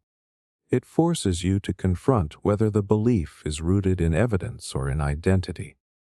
Is this conclusion based on data, or is it protecting something deeper like belonging or pride? That level of self-interrogation requires courage. You probably apply this beyond intellectual debates too. In relationships, you might ask what behavior would make me rethink this dynamic. In your career, you might ask what outcome would make me change direction. You are constantly defining the thresholds that would justify a pivot. That prevents you from drifting blindly or staying stuck out of inertia. There is also a practical advantage here. Leaders who can articulate what evidence would change their strategy tend to make better decisions. They avoid doubling down on failing paths simply to save face. They adapt faster because they have pre-established the signals that matter. This kind of thinking echoes in strategic minds throughout history, from innovators like Steve Jobs, who pivoted product visions when reality demanded it, to researchers who abandoned cherished theories when new data contradicted them. At its core, asking what would change my mind is an act of intellectual humility. It acknowledges that you are a limited observer in a complex world, that you might be missing information, that growth requires flexibility, and yet it also reflects quiet confidence. You are secure enough to let your beliefs evolve. You do not see adaptation as weakness. You see it as refinement. In a culture that rewards loud certainty, you operate with conditional conviction. Strong but adjustable. Grounded but open. And that subtle question running in the background of your thoughts keeps you aligned not with ego, but with truth. You connect ideas from completely unrelated fields. Your brain does not stay in its lane. Someone is talking about business strategy, and suddenly you are thinking about biology. You are reading about psychology, and it reminds you of physics. You hear a story about relationships, and somehow it connects to economics. The links form automatically, almost before you consciously try to make them. And half the time, when you explain the connection, people look at you like you just took a strange mental detour. But to you, it makes perfect sense. Most people store knowledge in separate boxes. Work goes in one box, science in another, art somewhere else, emotions in a completely different drawer. When they think about a problem, they open one box at a time. You do something different. You spread everything out on the table. You look for patterns that echo across domains. This way of thinking is called associative thinking. Highly creative and innovative minds tend to show stronger cross-domain connections. Instead of seeing ideas as isolated facts, They see them as nodes in a network. When one lights up, related nodes from completely different areas activate too. That is why a concept in music can suddenly illuminate something about mathematics, or why studying evolution can change how you understand social behavior. Think about how breakthroughs often happen. They rarely come from staying inside one narrow track. Leonardo da Vinci studied anatomy, engineering, painting, physics, and nature all at once. His art was shaped by science. His science was shaped by art. Nikola Tesla drew inspiration from natural patterns and visualized mechanical systems as if they were living organisms. Innovation often lies at the intersection, not the center. When you connect unrelated fields, you are operating at that intersection. For example, you might look at a failing team at work and think about ecological systems. In nature, when one species dominates too aggressively, the entire environment destabilizes. Balance matters. Diversity matters. Suddenly, a leadership problem looks like a biological imbalance. Or maybe you think about personal habits the way an economist thinks about compound interest. Small daily behaviors accumulate into massive long-term outcomes. That shift in perspective changes how you approach discipline. To others, it might seem random. To you, it is structural. Your mind searches for underlying principles instead of surface details. Instead of focusing on what makes two things different, you focus on what makes them similar at a deeper level. Competition in business mirrors natural selection. Neural networks resemble social networks. Storytelling structures echo psychological development. Once you start seeing these parallels, it becomes hard to stop. There is also a cognitive explanation here. The brain strengthens connections between frequently co-activated neural pathways. When you expose yourself to diverse fields and actively think across them, you build richer networks. That makes it easier to retrieve insights from one area and apply them to another. Over time, this becomes instinctive. You do not have to force the analogy. It appears. This trait can make conversations interesting, but also isolating. Sometimes you share a connection that feels obvious to you, and others struggle to follow the leap. They may prefer linear thinking. Step 1 leads to step 2 in the same category. Your mind, however, jumps categories entirely. But here is the power in that. When industries stagnate, it is often because everyone inside them is thinking the same way. Real disruption happens when someone imports a model from somewhere else, when technology borrowed ideas from biology to create neural networks, when architecture borrowed from nature to design more efficient structures. Cross-pollination drives evolution. On a personal level, this way of thinking also makes life richer. You are rarely bored because everything connects to something else. A documentary sparks a business idea. A conversation about sports reveals something about teamwork psychology. A piece of art reshapes how you see problem solving. The world feels interconnected, not fragmented, and that interconnected view changes how you move through it. You are not just collecting information. You are weaving it. When you connect ideas from completely unrelated fields, you are not being scattered. You are building bridges. And those bridges allow you to see possibilities that others, confined to a single lane, might never even realize exist. You value nuance over certainty.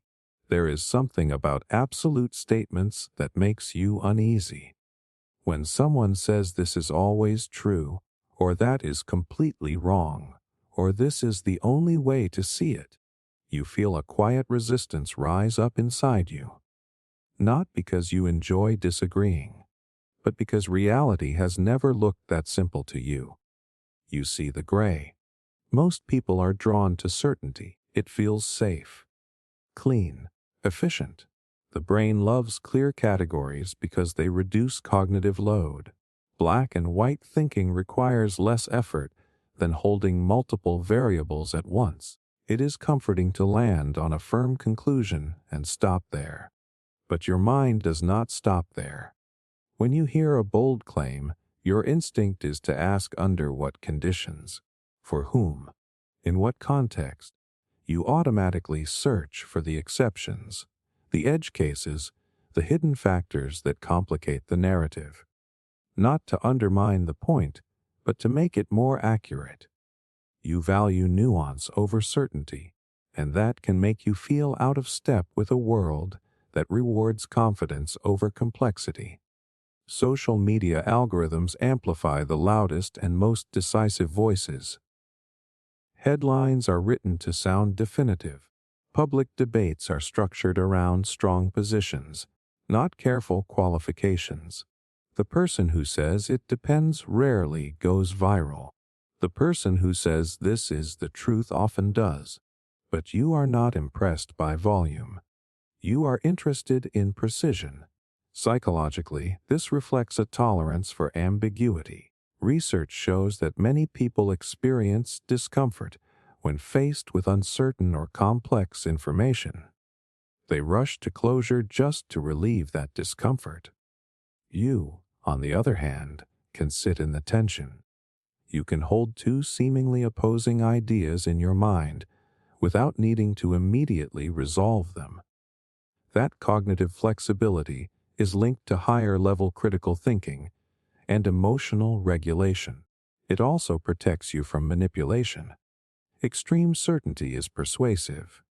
It signals authority. It creates the illusion of mastery.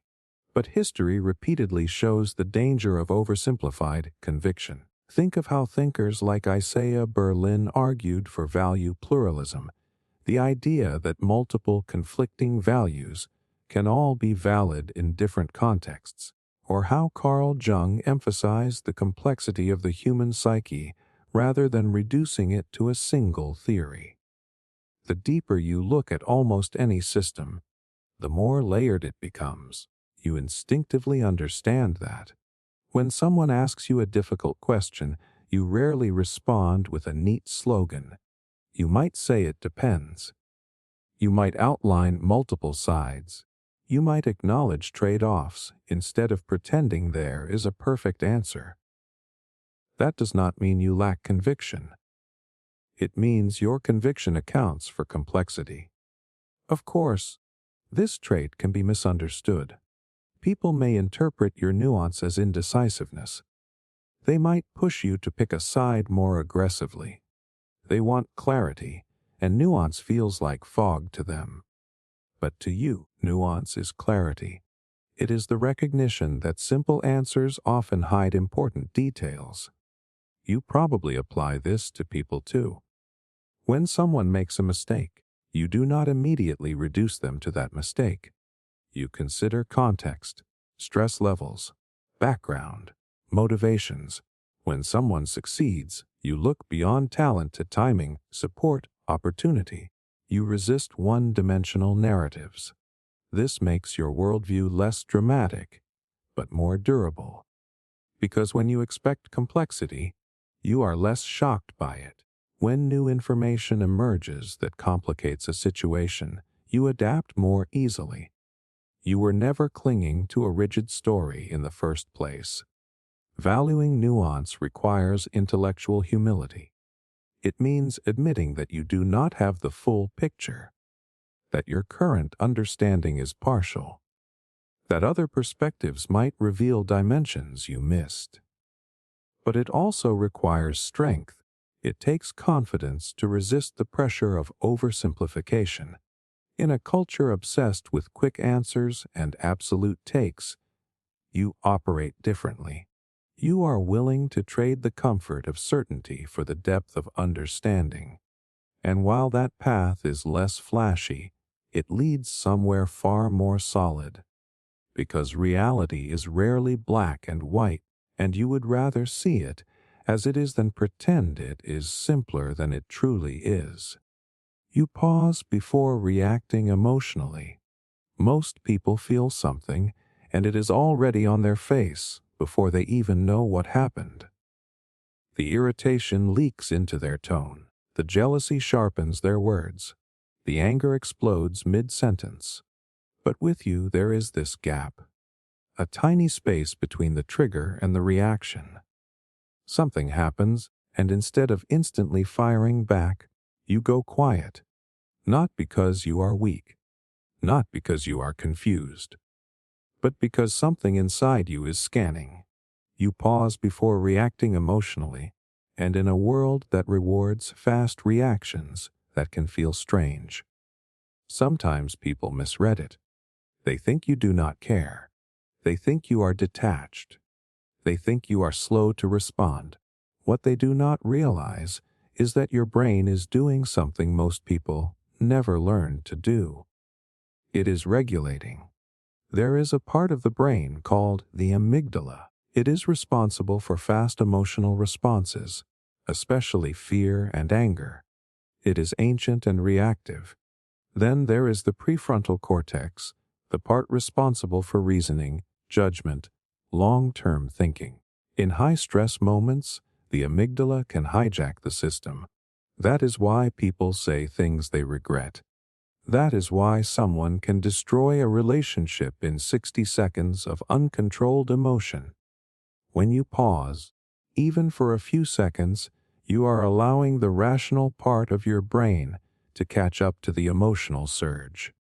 Neuroscientists call this response inhibition. It is the ability to delay an impulse long enough to choose a better one. That is rare. Think about the last time someone criticized you.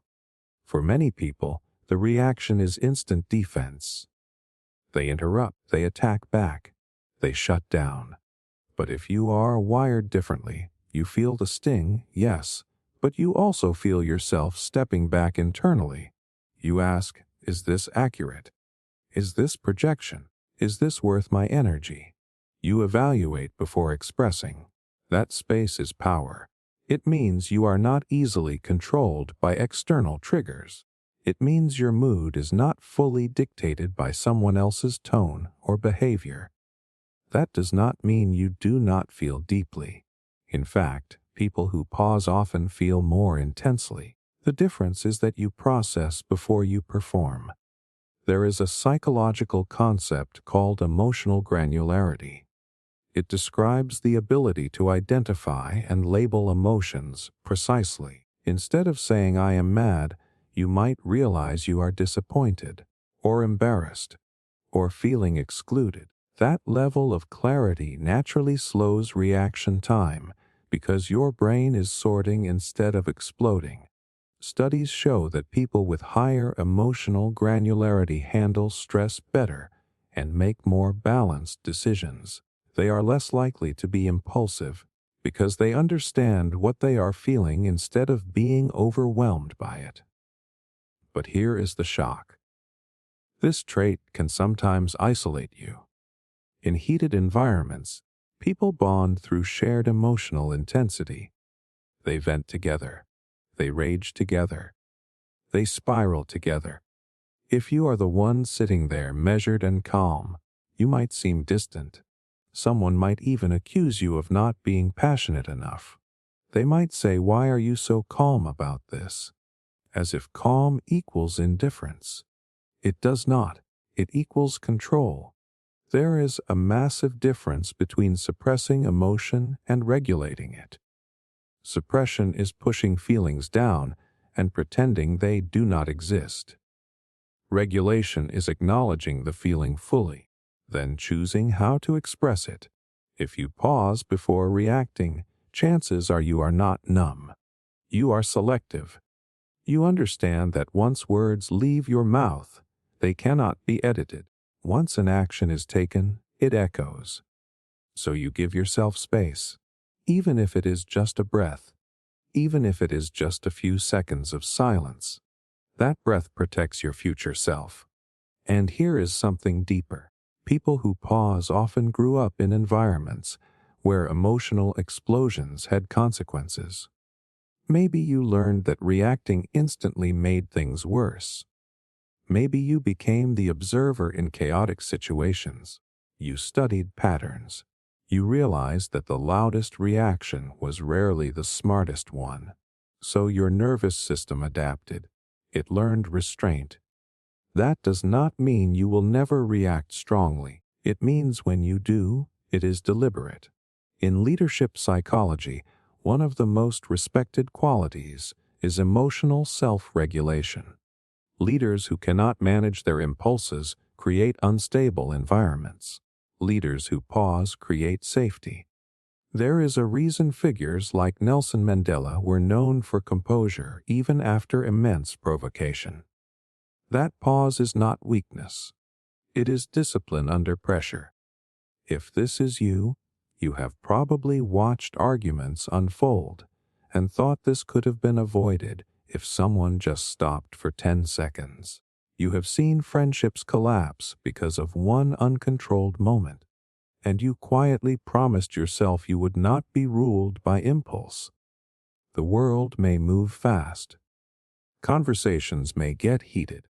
Emotions may rise like a wave. But you have built the habit of stepping back just enough to choose who you want to be in that moment. And that small, almost invisible pause might be one of the strongest signs that you think in a way most people never will. You look for root causes instead of blaming symptoms.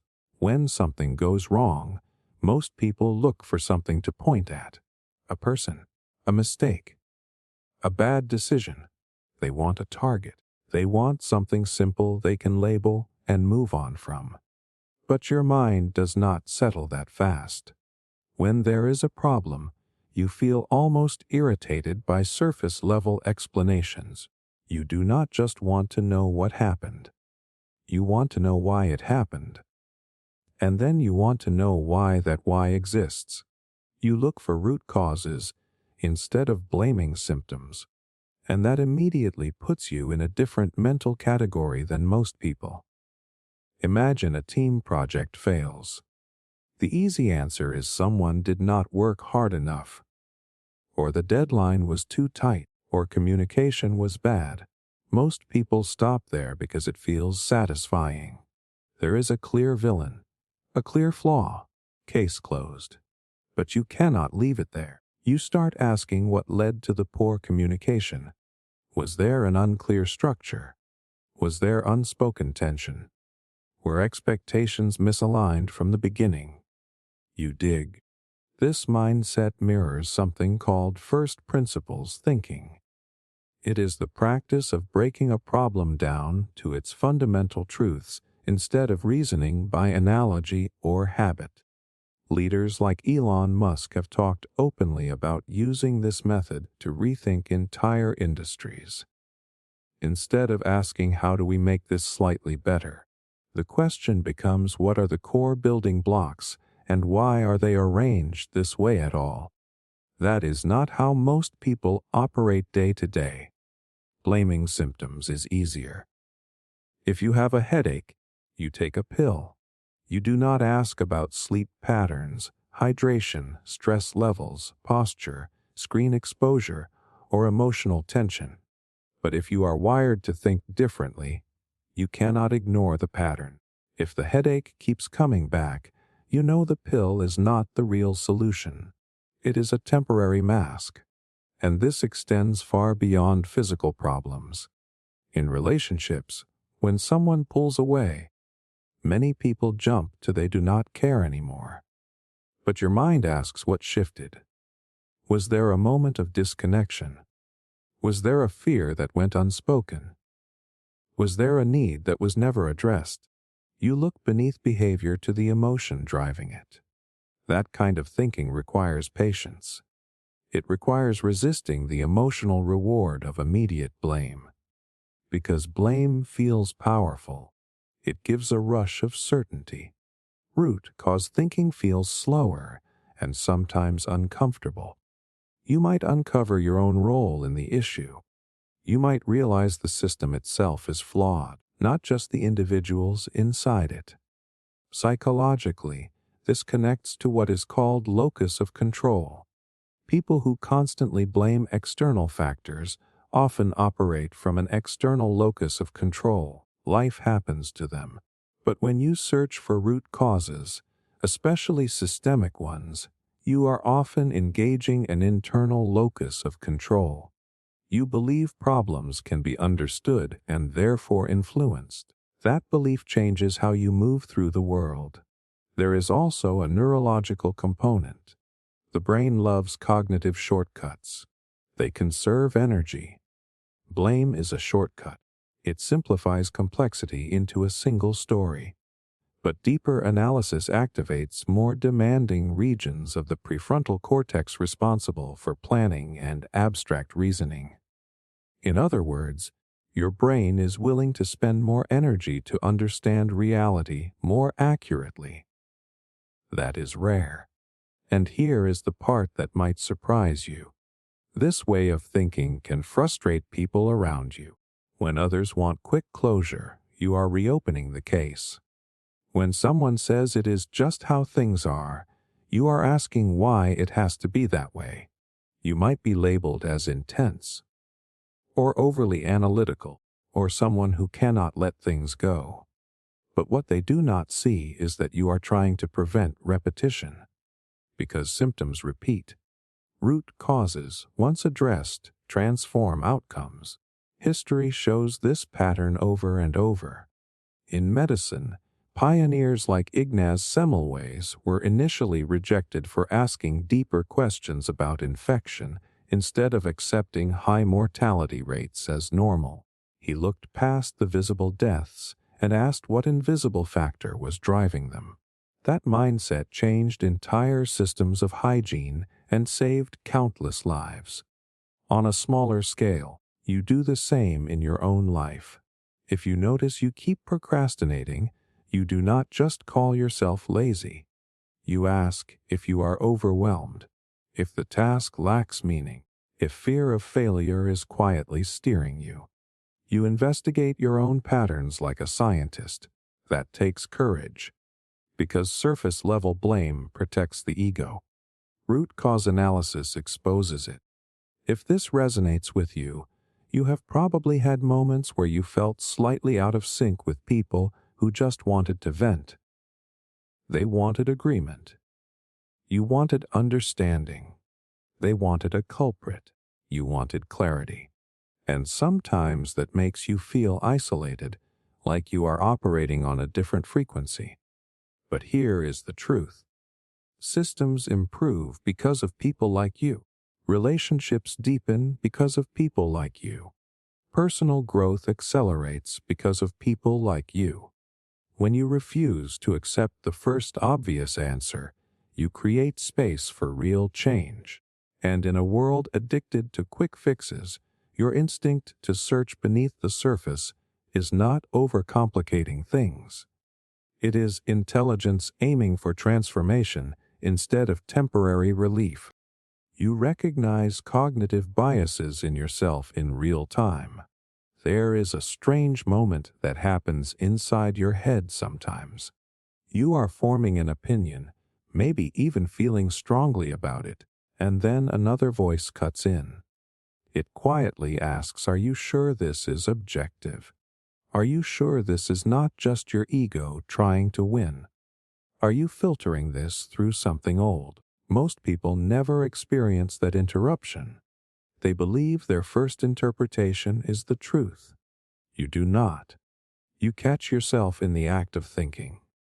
And that is rare. Imagine you are in an argument. You feel convinced you are right. Your chest tightens, your thoughts line up like soldiers ready to defend your position. But then something unusual happens. You notice that you are only remembering the details that support your side. You realize you are ignoring the parts that challenge you. In that exact second, you recognize confirmation bias unfolding in real time. Confirmation bias is the brain's tendency to search for and interpret information in a way that confirms what we already believe. It is one of the most powerful cognitive distortions humans have. It protects identity. It protects pride. It saves mental energy. And most people live inside it without ever seeing it. But you see it, and not just in others, in yourself. That level of awareness requires metacognition, the ability to observe your own thought processes as they happen.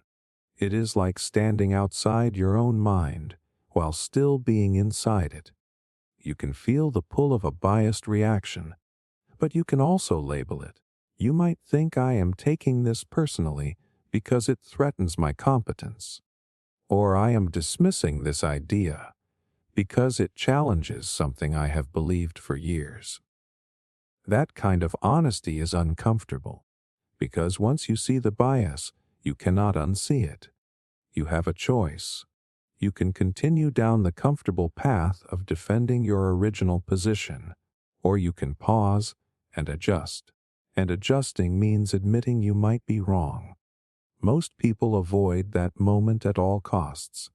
There are dozens of well-documented cognitive biases. The Dunning-Kruger effect makes people with low ability overestimate their competence. The fundamental attribution error makes us blame other people's character while excusing our own behavior as situational. Self-serving bias pushes us to take credit for success and blame circumstances for failure. These are not rare flaws. They are default settings in the human brain. The difference is that you notice when they activate. Research in cognitive psychology shows that awareness of bias does not automatically eliminate it, but it creates a gap, and in that gap lies choice. When you recognize that you are defending a belief because it is tied to your identity rather than evidence, you gain the option to recalibrate. That is intellectual maturity. It also means you live with more internal friction than most people. Because ignorance is smooth. If you never question your own thinking, you move through life with certainty. It may be misplaced certainty, but it feels stable. When you recognize your own blind spots in real time, certainty becomes flexible. You are willing to update. You are willing to say, I need more information. That can feel destabilizing in the short term, but long term, it makes you sharper. Think about scientists who revolutionized entire fields.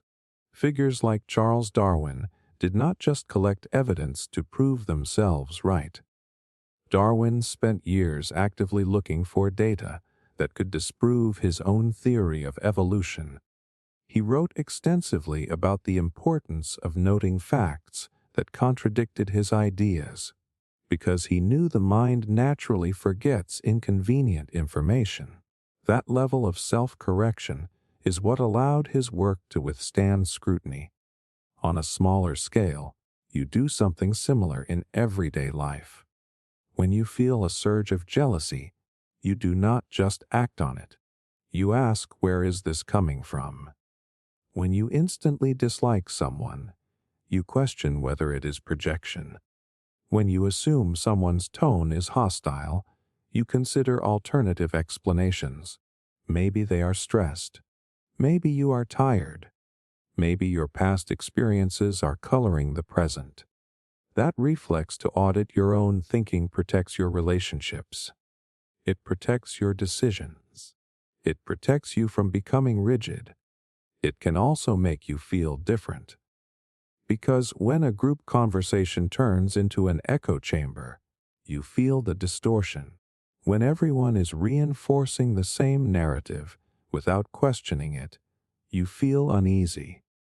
You are not comfortable surrendering to groupthink. You can sense when social proof is replacing independent reasoning. And sometimes that makes you quieter. Sometimes it makes you the one who gently says, are we sure? That question can disrupt comfort, but it strengthens truth. If you recognize your cognitive biases in real time, you are not just intelligent. You are self-correcting. You are mentally agile.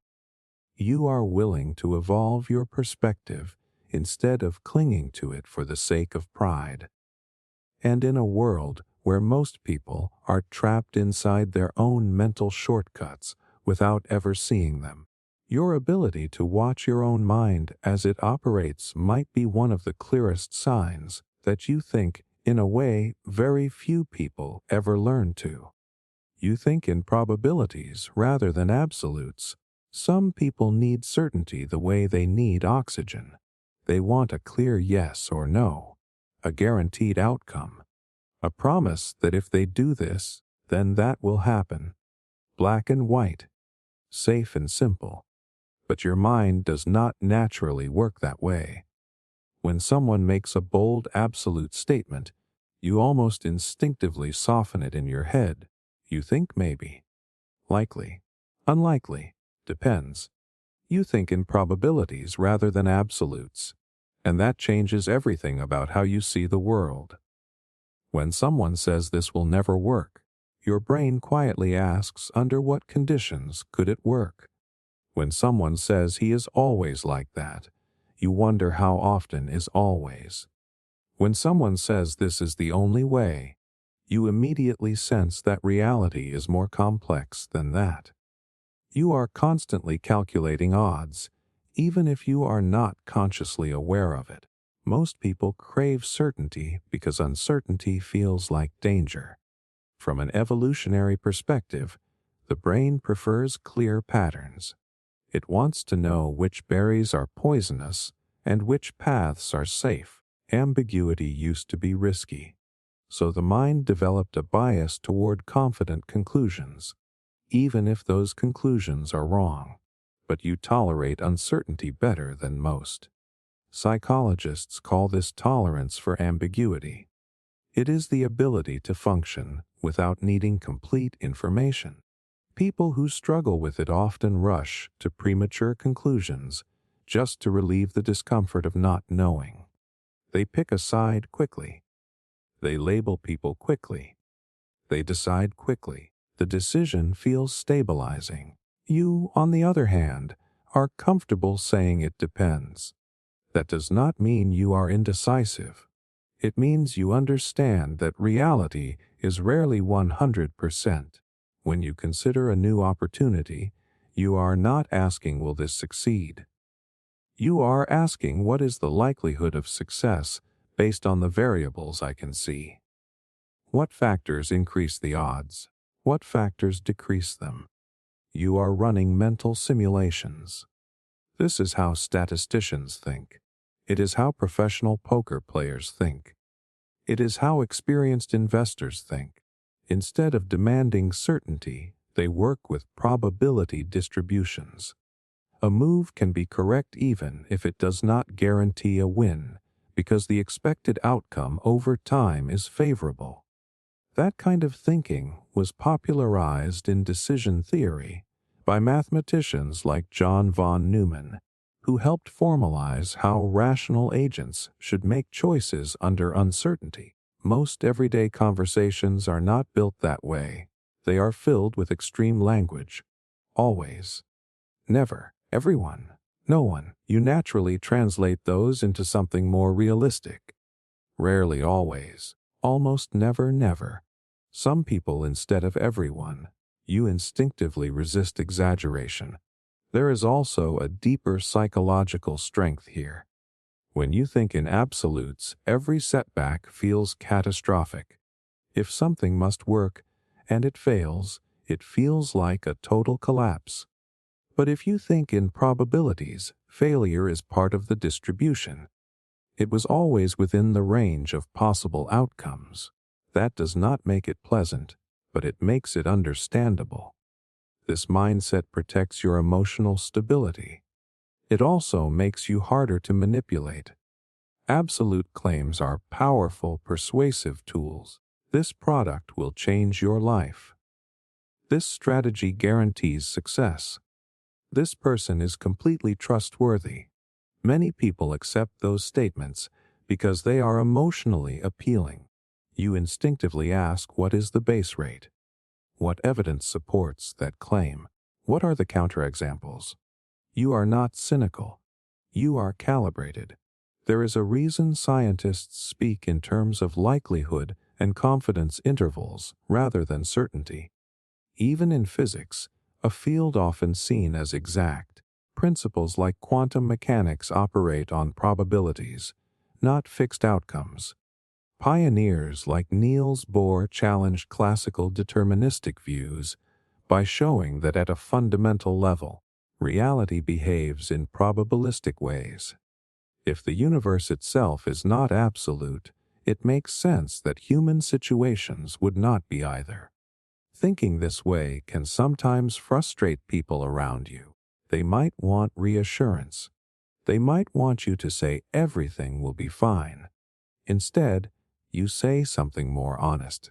There is a strong chance things will work out if we do these specific actions. That answer is less comforting in the moment, but more grounded in reality. You live in nuance. You understand that people are not purely good or bad. Situations are not purely success or failure. Decisions are not purely right or wrong. They are weighted, context dependent, influenced by variables that shift over time. That awareness makes you flexible. You update your beliefs when new data appears because you never treated them as absolute truths to begin with. If this resonates with you, you have probably felt slightly out of place in conversations dominated by certainty. You notice how easily people cling to definitive narratives. You notice how uncomfortable they become when you introduce complexity. But you cannot help it. Your brain is wired to see the spectrum instead of the extremes. And in a world addicted to black and white thinking, your ability to operate in shades of probability might be one of the clearest signs that you process reality on a level most people never pause long enough to consider. You simplify complex ideas without oversimplifying them. You have probably noticed this about yourself in conversations. Someone brings up a complicated topic. It could be economics, psychology, technology, something layered and messy. People either drown in jargon or reduce it to something so basic it becomes misleading. But when you explain it, something different happens. You break it down so it makes sense. Clear, structured, understandable. Yet somehow the depth is still there. You simplify complex ideas without oversimplifying them. That is a very specific skill, and it is not common. Most people fall into one of two traps. They either hide behind complexity to appear intelligent, or they flatten nuance to make things easy. The first group overwhelms, the second group distorts. You instinctively search for the core structure underneath the noise. You look for the main moving parts, the cause and effect, the fundamental principle. Then you rebuild the idea in a way that someone else can actually grasp. That process requires real understanding.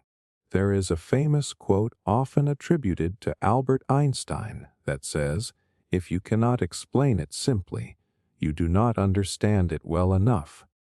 Whether he phrased it exactly that way or not, the principle stands. True mastery is not about using bigger words. It is about seeing the underlying pattern so clearly that you can translate it. Think about how many people memorize information without integrating it. They can repeat definitions, but they cannot adapt the idea to a new situation. When you simplify something properly, you are not shrinking it. You are extracting its essence. You are identifying what is fundamental and what is decoration.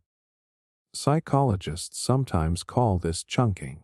It is the ability to compress large amounts of information into meaningful units. Experts in any field develop this naturally. A chess grandmaster does not see 32 separate pieces. They see patterns. A skilled programmer does not see thousands of lines of code. They see architecture.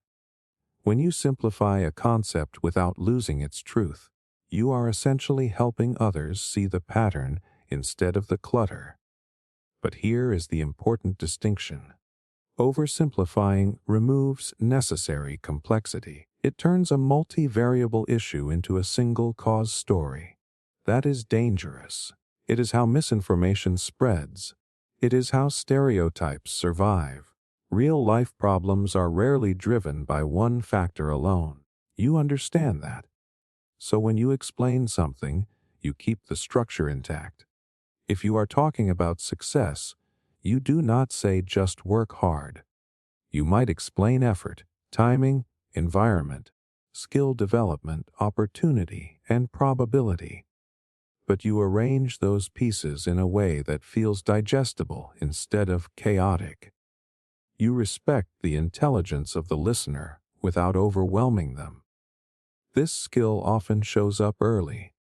Maybe you were the person classmates turned to when they did not understand a lesson.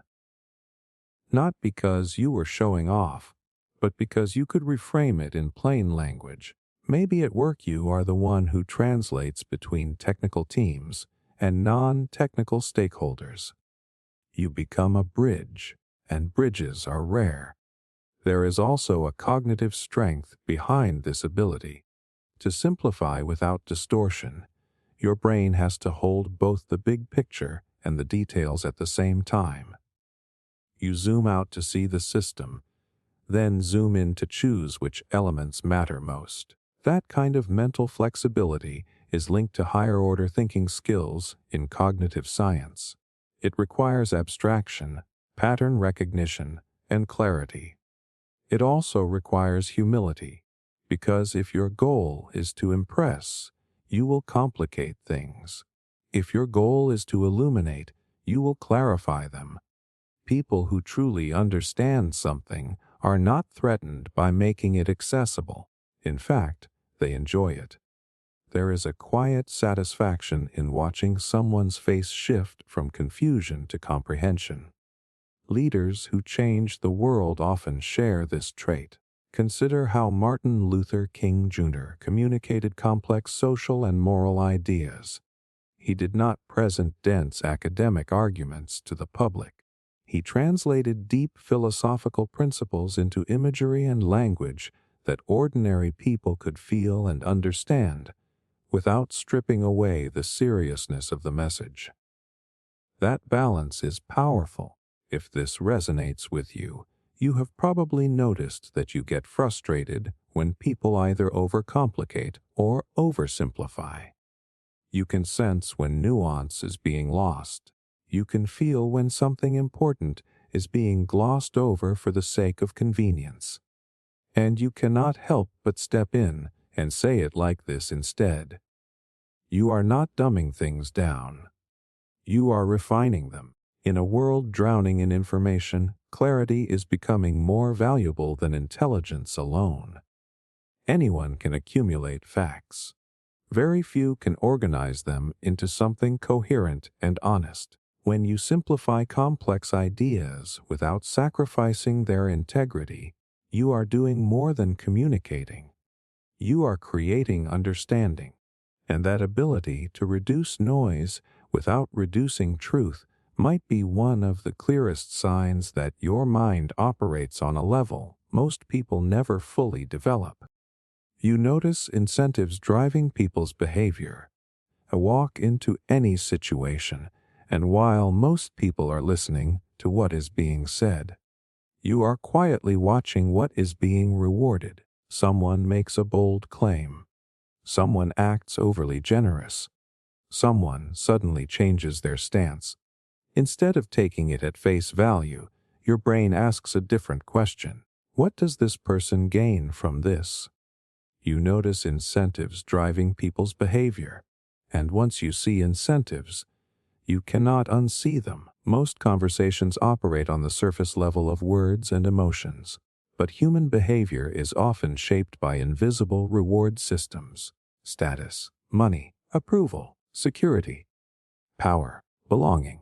These forces move people more than logic does, and you instinctively scan for them. A coworker pushes a specific idea in a meeting, Everyone debates whether the idea is good or bad. You are thinking about how it affects their promotion chances.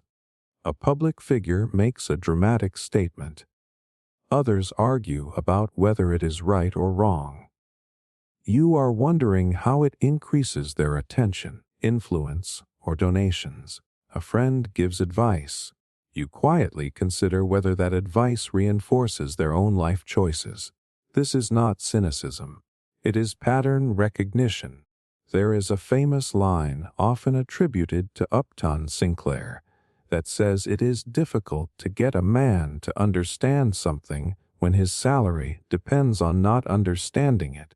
That single observation explains a massive amount of human behavior. When someone's income, reputation, or identity is tied to a belief, objectivity becomes fragile. You understand that incentives shape perception. In behavioral economics, incentives are considered one of the most powerful predictors of action. Change the reward structure and behavior changes almost immediately. Offer bonuses for short-term results and people sacrifice long-term stability. Reward public praise and people perform for attention. Penalize mistakes harshly and innovation disappears. Humans respond to what is reinforced. Most people judge actions in isolation. You instinctively examine the system around them. Why is that company promoting this trend so aggressively? Why is that media outlet framing the story this way? Why is that person defending this position so passionately? When you trace the incentives, the behavior often makes sense. Not morally right or wrong, just predictable. This awareness can feel almost uncomfortable at times, because it strips away naivety. It becomes harder to fully buy into narratives once you see the machinery behind them. Marketing feels different when you understand commission structures. Politics feels different when you understand campaign funding. Even social media feels different when you recognize that outrage and controversy generate more engagement than calm nuance. You start seeing the algorithm beneath the emotion. And here is the deeper layer. You do not only analyze others, you analyze yourself. You catch yourself asking, am I saying this because it is true or because it earns approval? Am I choosing this path because it aligns with my values or because it boosts my status?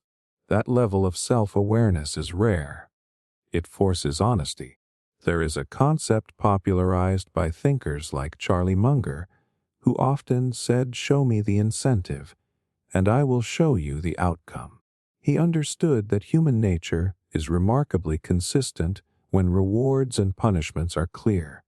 Your mind seems to operate on a similar frequency. You look past personality and into payoff structures. This does not mean you assume everyone is manipulative.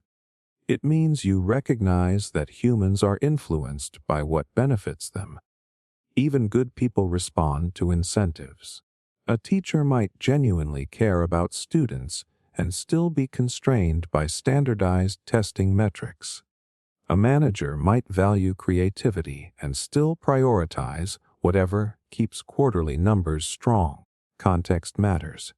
Because you think this way, you are less shocked by behavior that surprises others.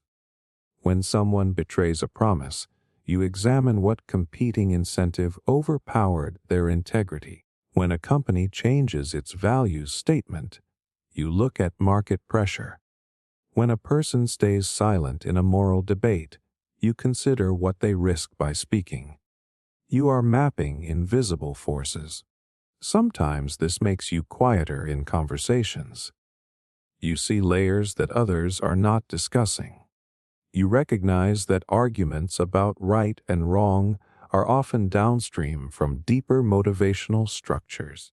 And you realize that if you really want to change behavior, you have to change incentives.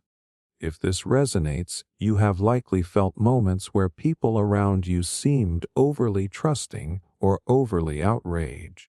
You could see the strategic angle while they were still reacting emotionally.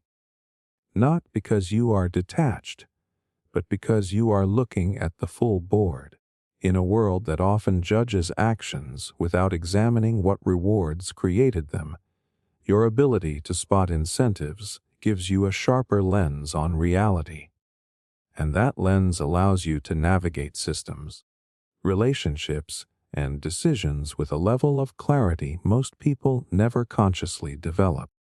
You're comfortable holding two opposing ideas at once. Here is something most people will never admit. They feel physically uncomfortable when two conflicting ideas exist in the same space. It creates tension.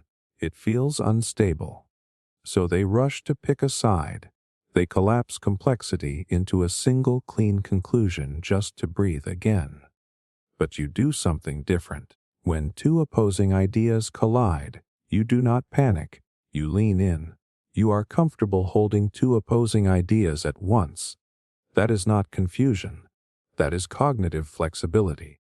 Imagine hearing an argument where one side makes a powerful point. You nod internally. It makes sense. Then the opposing side speaks, and they also make a powerful point. Instead of rejecting one to protect the other, your mind expands. You think both of these contain truth. The situation is more layered than either camp wants to admit. Most people struggle with this because of something called cognitive dissonance.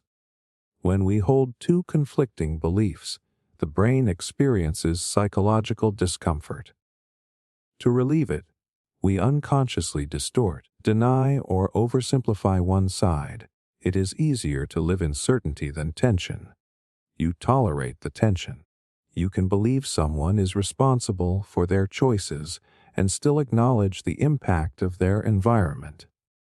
You can see flaws in a system and still recognize the good it produces. You can admire a person's achievements while being critical of their mistakes. That balance does not come naturally to most minds. There is a famous line attributed to F. Scott Fitzgerald that says the test of a first-rate intelligence is the ability to hold two opposed ideas in mind at the same time and still retain the ability to function. Whether he phrased it exactly that way or not, the principle captures something real. Mature thinking is not about choosing sides quickly. It is about sustaining complexity without collapsing it. This shows up in everyday life more than people realize. In relationships, for example, you can feel hurt by someone and still understand why they acted the way they did. You do not have to reduce them to villain or hero. You allow both accountability and empathy to coexist. That dual awareness creates deeper understanding, even when it is painful. Politically and socially, this trait becomes even more rare. Conversations often demand loyalty to a narrative. If you agree with one part of an ideology, you are expected to swallow the entire package. But your mind resists that pressure. You separate issues. You evaluate arguments individually. You might agree with one policy from one side and another policy from the opposite side. That makes you harder to categorize, and sometimes harder to understand. People often interpret nuance as indecision. They mistake balanced thinking for weakness. But there is strength in resisting false binaries. Reality is rarely split into clean opposites. It is usually a spectrum filled with trade-offs. When you can hold two opposing ideas, you are often seeing the trade-offs more clearly than those arguing loudly for one extreme. Neurologically, this ability is linked to integrative complexity, a measure used in psychology to describe how people process information. Individuals with higher integrative complexity can differentiate between multiple perspectives and then integrate them into a coherent whole. They do not flatten differences. They synthesize them. That skill protects you from extremism. It also deepens your conversations. When someone presents a strong opinion, you are not automatically defensive. You are curious. You ask what part of this is valid. You look for overlap instead of just opposition. That approach often diffuses conflict because you are not trying to win. You are trying to understand. But here is the challenge. Holding opposing ideas can be mentally exhausting. It requires constant evaluation. It means you rarely get the comfort of absolute certainty. You see gray areas where others see black and white, and that can make you feel slightly out of place in heated debates where everyone wants a simple answer. Still, you would rather live in complexity than in illusion. You understand that growth often happens in paradox. Strength and vulnerability, confidence and humility, freedom and responsibility. These pairs are not enemies. They balance each other. When one dominates without the other, things fall apart. If this resonates with you, you have probably been told you overthink, or that you should just pick a side. But deep down, you know that collapsing complexity for comfort would feel dishonest. Your mind naturally searches for synthesis instead of division. And in a world increasingly pulled toward extremes, your ability to hold two opposing ideas without breaking under the tension might be one of the clearest signs that you think on a level far beyond reflex and reaction. You test ideas in small experiments before fully committing. Before you jump into something new, you rarely go all in immediately. You do not tattoo the idea on your identity. You do not announce it to everyone. You do not bet your entire future on a single spark of excitement. Instead, you shrink it. You test it. You run a quiet trial. You test ideas in small experiments before fully committing. Most people operate in extremes. They either hesitate forever or they leap blindly. They fall in love with an idea and build a fantasy around it before reality has had a chance to weigh in. You are different. When something interests you, your first instinct is not how do I prove this right? It is how do I test this safely? Maybe you are considering a new career path. Instead of quitting your job dramatically, you take an online course. You freelance on the side. You talk to people already in that field. You gather real-world feedback. Or maybe you are curious about a new habit, like waking up at 5 in the morning. You try it for 2 weeks before declaring it life-changing or impossible. You collect data on yourself. That is experimental thinking. In psychology and behavioral science, this approach mirrors the scientific method. Form a hypothesis, run a controlled test, observe results, adjust.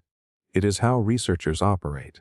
And interestingly, some of the most innovative companies in the world rely heavily on this principle.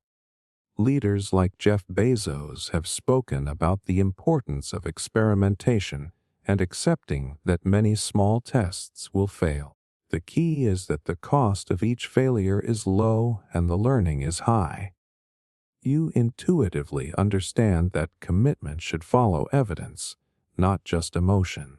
This mindset protects you from impulsive decisions driven by temporary excitement.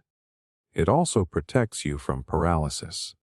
Because instead of asking, is this the perfect decision, you ask, what is the smallest version of this I can try? That question lowers the stakes. It turns overwhelming life choices into manageable experiments. There is a cognitive bias called the sunk cost fallacy. It describes our tendency to continue investing in something simply because we have already invested so much. People stay in careers they hate because they spent years training for them. They stay in relationships that drain them because they have history. When you test ideas in small ways first, you reduce the risk of massive sunk costs. You do not tie your entire identity to something before it earns that place. You gather evidence before attachment. That does not mean you lack passion. It means your passion is disciplined. You let reality challenge your assumptions early. If the small experiment reveals flaws, you adjust without feeling like your whole life is collapsing. If the experiment shows promise, you scale up gradually with confidence rooted in experience rather than hope. This way of thinking is closely related to what some psychologists call a growth mindset, a term popularized by Carol Dweck. Instead of seeing decisions as permanent verdicts on your identity, you see them as opportunities to learn. An experiment that does not work is not a failure, it is feedback. That shift is powerful, because fear of failure shrinks when failure is reframed as data. If you start a small project and it flops, you have learned something specific. If you invest everything at once and it collapses, the emotional damage is far greater. You understand that progress is often iterative. Build, measure, learn, repeat. Socially, this trait can make you seem cautious. Others might interpret your measured approach as lack of confidence. They may wonder why you do not just go for it. But what they do not see is that you are playing a longer game.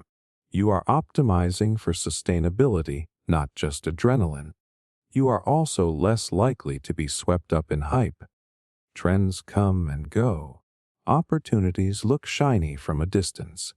Instead of being carried away by excitement, you dip your toe in the water first. You observe, you adjust your expectations. You test your own consistency. And here is something subtle but important. This approach builds quiet self-trust. Every small experiment you run teaches you how you actually respond under real conditions, not how you imagine you will respond. That distinction matters. Many people design their lives based on imagined versions of themselves. You design yours based on tested patterns. If this resonates with you, you probably do not make massive declarations about who you are becoming. You prototype it first. You treat life like a series of evolving drafts rather than one irreversible script. In a culture that glorifies bold leaps and overnight transformations, your willingness to test before you commit might look less dramatic. But it is deeply intelligent, because while others are gambling on certainty, you are building conviction through evidence. And that quiet, experimental approach to growth is one of the clearest signs that you think far beyond impulse and into strategy. You often reframe problems instead of trying to solve them directly. When most people face a problem, they charge at it head-on. They try to fix it, fight it, eliminate it. It becomes a battle. How do I solve this? How do I get rid of this? How do I win against this? But your mind does something subtler. Before you try to solve the problem, you tilt it. You rotate it. You ask whether it is even the right shape to begin with. You often reframe problems instead of trying to solve them directly. That sounds small, but it changes everything. Imagine someone says, "I hate my job, how do I survive it?" Most people immediately jump into coping strategies. Time management, better routines, weekend escapes. But your brain asks a different question. Why is survival the goal? Is the real problem the job itself, or the fear of leaving, or the financial structure around it? Suddenly the problem is not how to survive. It is how to redesign. Reframing is not avoidance. It is strategic repositioning. There is a concept in psychology called cognitive reappraisal. It refers to the ability to reinterpret a situation in a way that changes its emotional impact. For example, instead of seeing public speaking as a threat, you see it as practice. Instead of seeing rejection as humiliation, you see it as filtering. Studies show that people who regularly use cognitive reappraisal experience lower stress and greater emotional resilience. They are not ignoring reality. They are adjusting the lens. You do this almost automatically. When something feels like failure, you ask, what if this is feedback? When a plan collapses, you ask, what constraint is this revealing? When you feel stuck, you question the definition of stuck. Is it a lack of options or a lack of clarity? By reframing, you move from reactive mode into creative mode. Most people treat problems like walls. You treat them like puzzles. There is a famous example in business where a company struggled to sell more milkshakes. Traditional thinking focused on flavor and price. But researchers reframed the question. Instead of how do we sell more milkshakes, they asked, what job is the milkshake being hired to do? They discovered many customers were buying it to make long morning commutes more tolerable. That shift in framing changed product design and marketing entirely. The problem was never just about taste. When you reframe, you are looking for the underlying structure. Think about personal conflicts.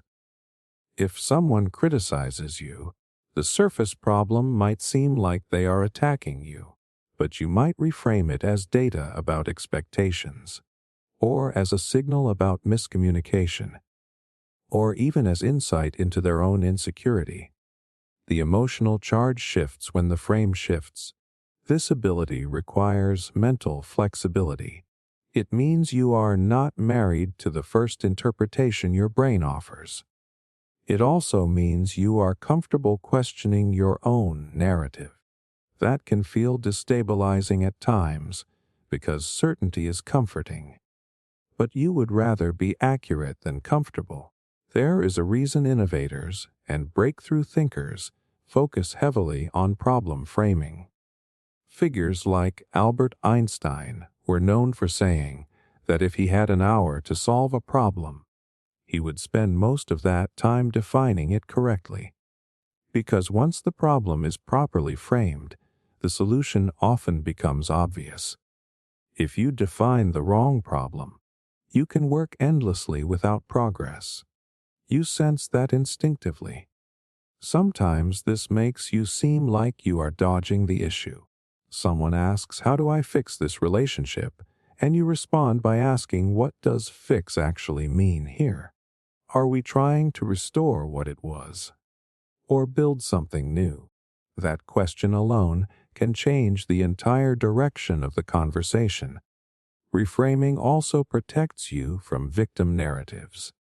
When something unfair happens, you allow yourself to acknowledge it, but then you ask what power remains, what choices still exist. You look for leverage instead of just injustice. That shift does not deny pain. It redirects energy. And here is the deeper truth. The way a problem is framed determines the range of possible solutions.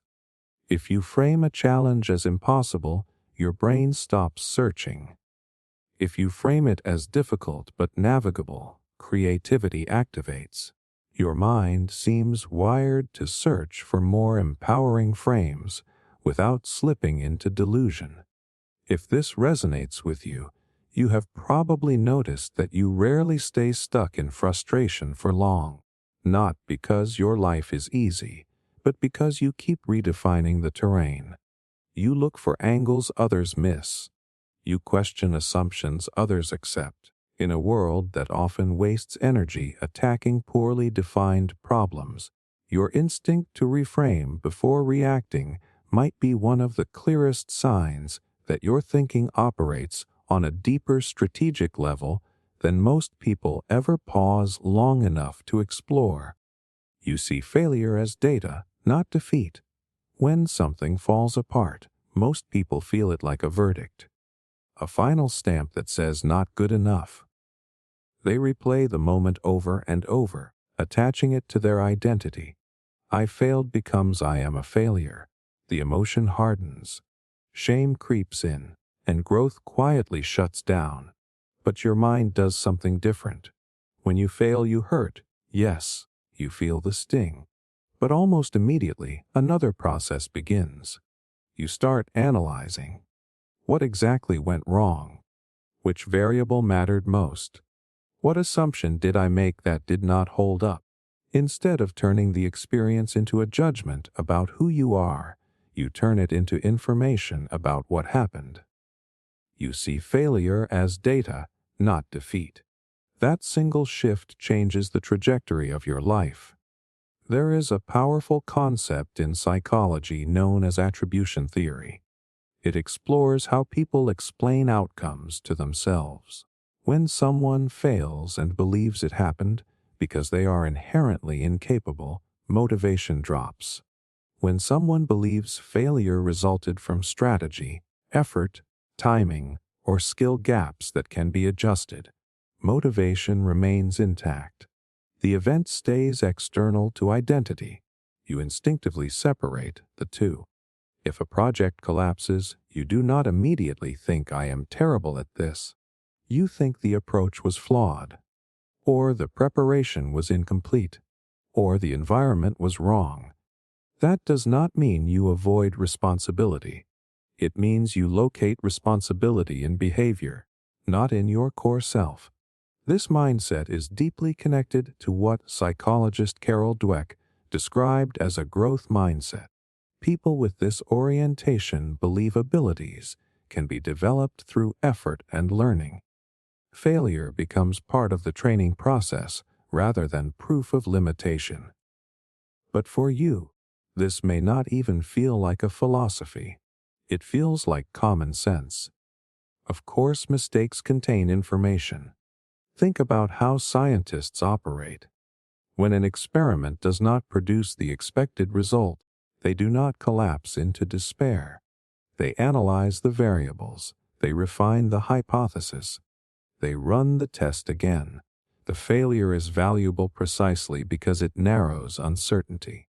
Inventors like Thomas Edison famously reframed unsuccessful attempts as discovering methods that did not work. Each attempt reduced the space of the unknown. You apply that logic to your own life. If you apply for something and get rejected, you look at feedback. If none is given, you evaluate your preparation. If a relationship ends, you reflect on patterns. What signals did you miss? What communication broke down? What boundary was unclear? You treat the experience like a case study instead of a character assassination. This does not make you immune to disappointment. You feel it, but you do not let it define you. There is also a neurological benefit to this approach. When failure is perceived as a threat to identity, the brain activates defensive responses. Stress hormones spike, rational analysis decreases. But when failure is framed as feedback, the prefrontal cortex stays engaged. Curiosity replaces panic. Learning becomes possible. Your interpretation literally shapes your cognitive capacity in that moment. Most people are terrified of failing publicly because they equate it with humiliation. You are more concerned with stagnation than embarrassment. You understand that avoiding failure often means avoiding growth. So you are willing to risk looking imperfect in the short term to become stronger in the long term. This also makes you resilient. Resilience is not the absence of setbacks. It is the ability to metabolize them. When you see failure as data, you extract nutrients from it. You refine your strategy. You adjust your timing. You sharpen your skills. Over time, those incremental adjustments compound. Socially, this trait can confuse people. They might expect you to be devastated by a setback. Instead, you are already thinking about iteration. They may interpret your calm analysis as emotional distance. But what they do not see is that you are protecting your momentum. You refuse to let one result close the entire path. If this resonates with you, you have probably noticed that your confidence does not come from constant success. It comes from adaptability. You trust that even if something collapses, you will learn from it. That trust reduces fear. In a culture obsessed with winning and terrified of losing, your ability to treat failure as information rather than identity is rare. It keeps you moving. It keeps you experimenting. It keeps you evolving. And that quiet, analytical response to setbacks might be one of the strongest signs that you think in a way most people never train themselves to. You naturally zoom in details and zoom out, big picture. Your brain does this thing that is hard to explain to people who do not experience it. You can be staring at the tiniest detail, fully absorbed, noticing patterns nobody else sees. And then almost instantly, you zoom out and see how that tiny detail connects to everything else. It is like your mind has two lenses, microscopic and panoramic, and you switch between them without even trying. Most people live in one mode. They are either detail people who get lost in specifics and forget why any of it matters, or they are big picture dreamers who talk in broad strokes but miss the small cracks that make everything collapse. But you naturally move between both, and that can feel disorienting sometimes. You might be in a meeting where everyone is discussing strategy at a high level, growth, vision, long-term goals, and suddenly you are the one pointing out a small flaw in the execution plan that could quietly derail the whole thing. Or you are deep in the weeds fixing a tiny issue, and out of nowhere you realize this small problem is actually a symptom of a much bigger structural issue. You do not just see the tree. You see the forest, and then you zoom back in to study the bark. That mental flexibility is not common. Cognitive science shows that people tend to have a dominant processing style. Some brains are tuned for local processing, meaning they focus on specific features and details. Others lean toward global processing, meaning they prioritize overall patterns and context. What is rare is the ability to fluidly switch between both without friction. When you can zoom in and zoom out naturally, you are engaging different networks in the brain that handle analytic precision and abstract integration. That is why you might feel mentally tired after thinking deeply. You are not just analyzing information. You are reorganizing it across multiple levels. This shows up in small everyday ways. You read a message and instantly pick up on a subtle change in tone. A single word choice stands out to you. At the same time, you understand the broader emotional dynamic of the relationship. You can sense how this one conversation fits into a longer pattern, while others react to the surface. You are mapping the entire landscape. It can make you seem intense. Some people just want to handle what is directly in front of them. Fix the typo. Send the email. Move on. But you are asking, why does this pattern keep happening? What system created this issue? What does this say about the bigger direction we are heading in? You are connecting dots across time and scale. And here is the part that might shock you. Many breakthroughs in history came from this exact cognitive ability. Take someone like Leonardo da Vinci. He could study the minute details of human anatomy, sketching muscles and bones with obsessive precision.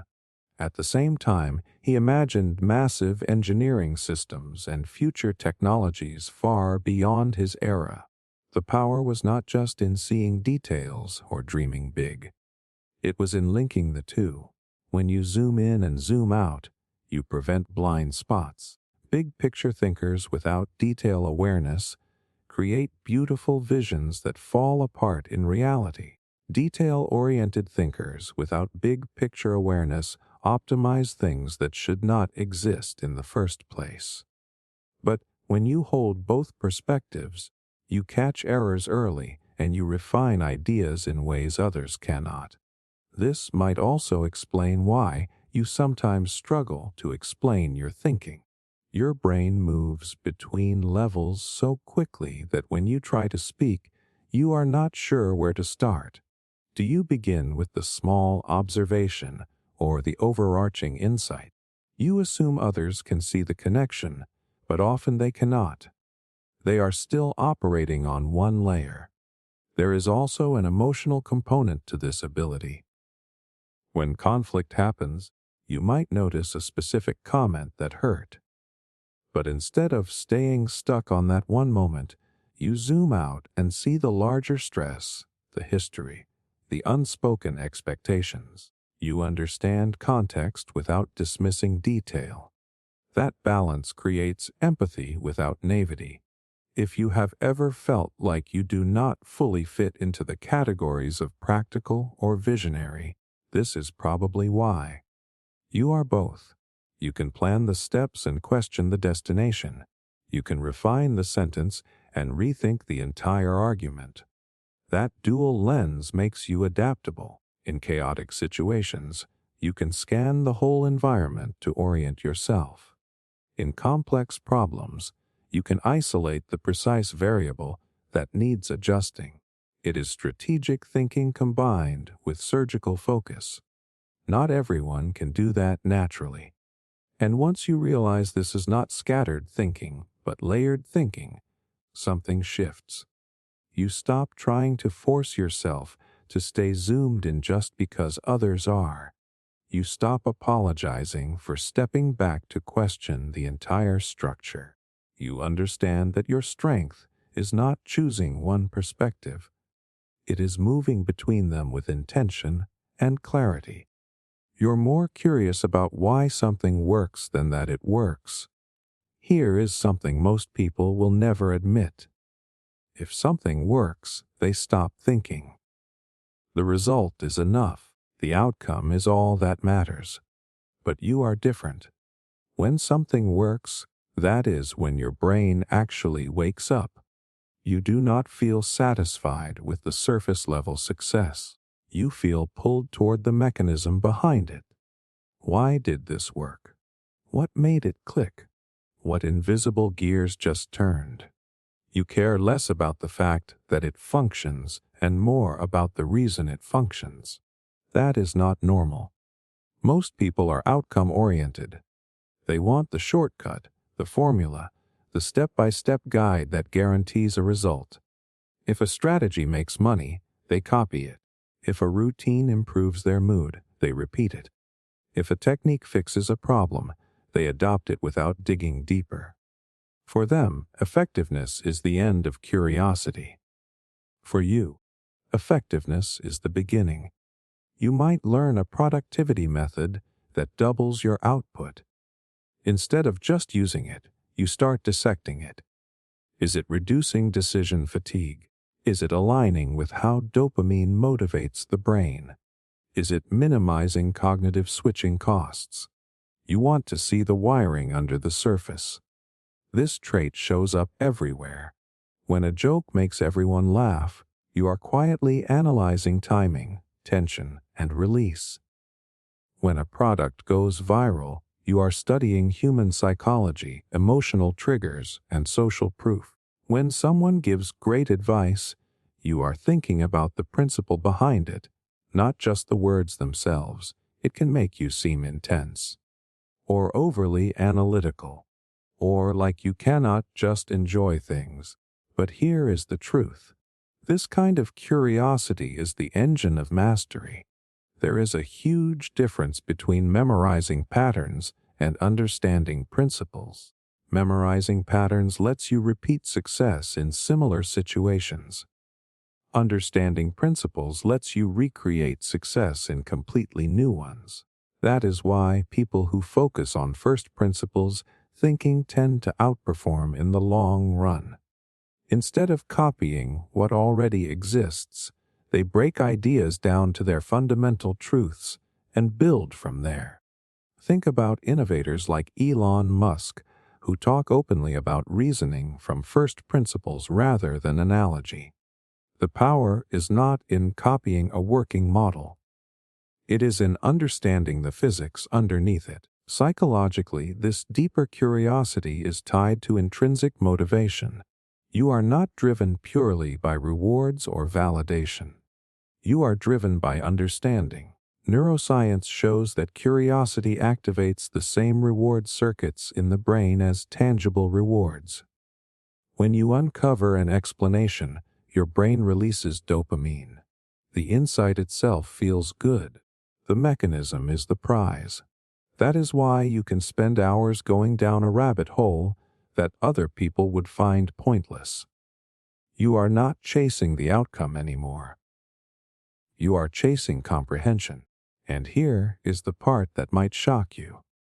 This trait can make you uncomfortable in environments that prioritize speed over depth. In school or work settings, you might have been told just follow the process. Do not overcomplicate it. But your brain resists blind repetition. You want to know why this process exists in the first place. Who designed it? What assumptions is it based on? Where does it break? You are not being difficult. You are trying to build a mental model that is transferable. Because when you understand why something works, you are no longer dependent on that exact version of it. You can adapt it, improve it, reconstruct it from scratch. You become resilient instead of rigid. This also affects how you see success and failure. If something fails, you are not just disappointed. You are curious. What variable was off? Was it timing? Was it context? Was it human behavior? Failure becomes data. Success becomes data. Everything becomes information feeding a larger internal model of how the world operates. That is a rare orientation. It means you are less likely to be fooled by surface-level appearances. Just because something is popular does not mean it is sound. Just because something worked once does not mean it will always work. You look for underlying systems. You look for leverage points. You look for causation instead of correlation. And yes, sometimes it would be easier to just accept that it works and move on. To not pull everything apart. To not ask one more question. But that is not how your mind is wired. Your satisfaction does not come from using the machine. It comes from understanding the engine. Once you see that about yourself, you stop trying to shut it down. You realize this relentless curiosity is not overthinking. It is depth-seeking. It is how you build wisdom instead of just collecting hacks. And in a world addicted to quick fixes, being obsessed with the why might be one of the rarest strengths you have. You question traditions respectfully, but consistently. You have probably been in this situation before. Everyone around you is following a tradition like it is automatic. A holiday ritual, a workplace norm, a family expectation that has existed for as long as anyone can remember. Nobody is angry about it. Nobody is even thinking about it. It is just the way things are done, and then your brain quietly asks a simple but dangerous question. Why? Not in a rebellious way. Not with arrogance. Just genuine curiosity. Why do we do it this way? What is the original reason? Does that reason still apply? That question alone puts you in the minority. Most people inherit traditions the same way they inherit eye color. They do not examine them. They do not audit them. They absorb them. There is psychological comfort in repetition. The brain loves familiarity because it signals safety. When something has been done for generations, it feels stable, predictable, untouchable. But you feel a subtle tension when something is followed without reflection. You are not trying to disrespect anyone. In fact, you are often the most respectful person in the room. You listen. You consider context. You acknowledge history. But respect does not cancel inquiry. You can honor the past while still asking if the present deserves an update. And that balance is rare. Psychologists call this normative social influence. Humans conform because we want belonging. We want approval. We want to avoid conflict. That pressure is powerful. It is why entire groups can continue behaviors long after they stop making sense. When everyone else nods, most people nod too. But you pause. You might ask why this rule exists at work when technology has changed everything. You might gently challenge a family belief that no longer aligns with reality. You might question a cultural script about success, marriage, or status that feels outdated. Not to tear it down, not to embarrass anyone, just to understand it. And sometimes that makes people uncomfortable. Because questioning a tradition, even respectfully, can feel like questioning identity. Traditions are tied to belonging, to ancestry, to shared meaning. When you examine them, others might interpret it as rejection. But that is not what you are doing. You are separating value from habit. You are asking whether something is meaningful or merely repeated. History shows that progress often begins with respectful dissent. Think about figures like Martin Luther King Jr. His challenge to societal norms was not rooted in chaos. It was rooted in moral reasoning. He appealed to deeper principles embedded within the very traditions he was questioning. He did not reject the idea of justice.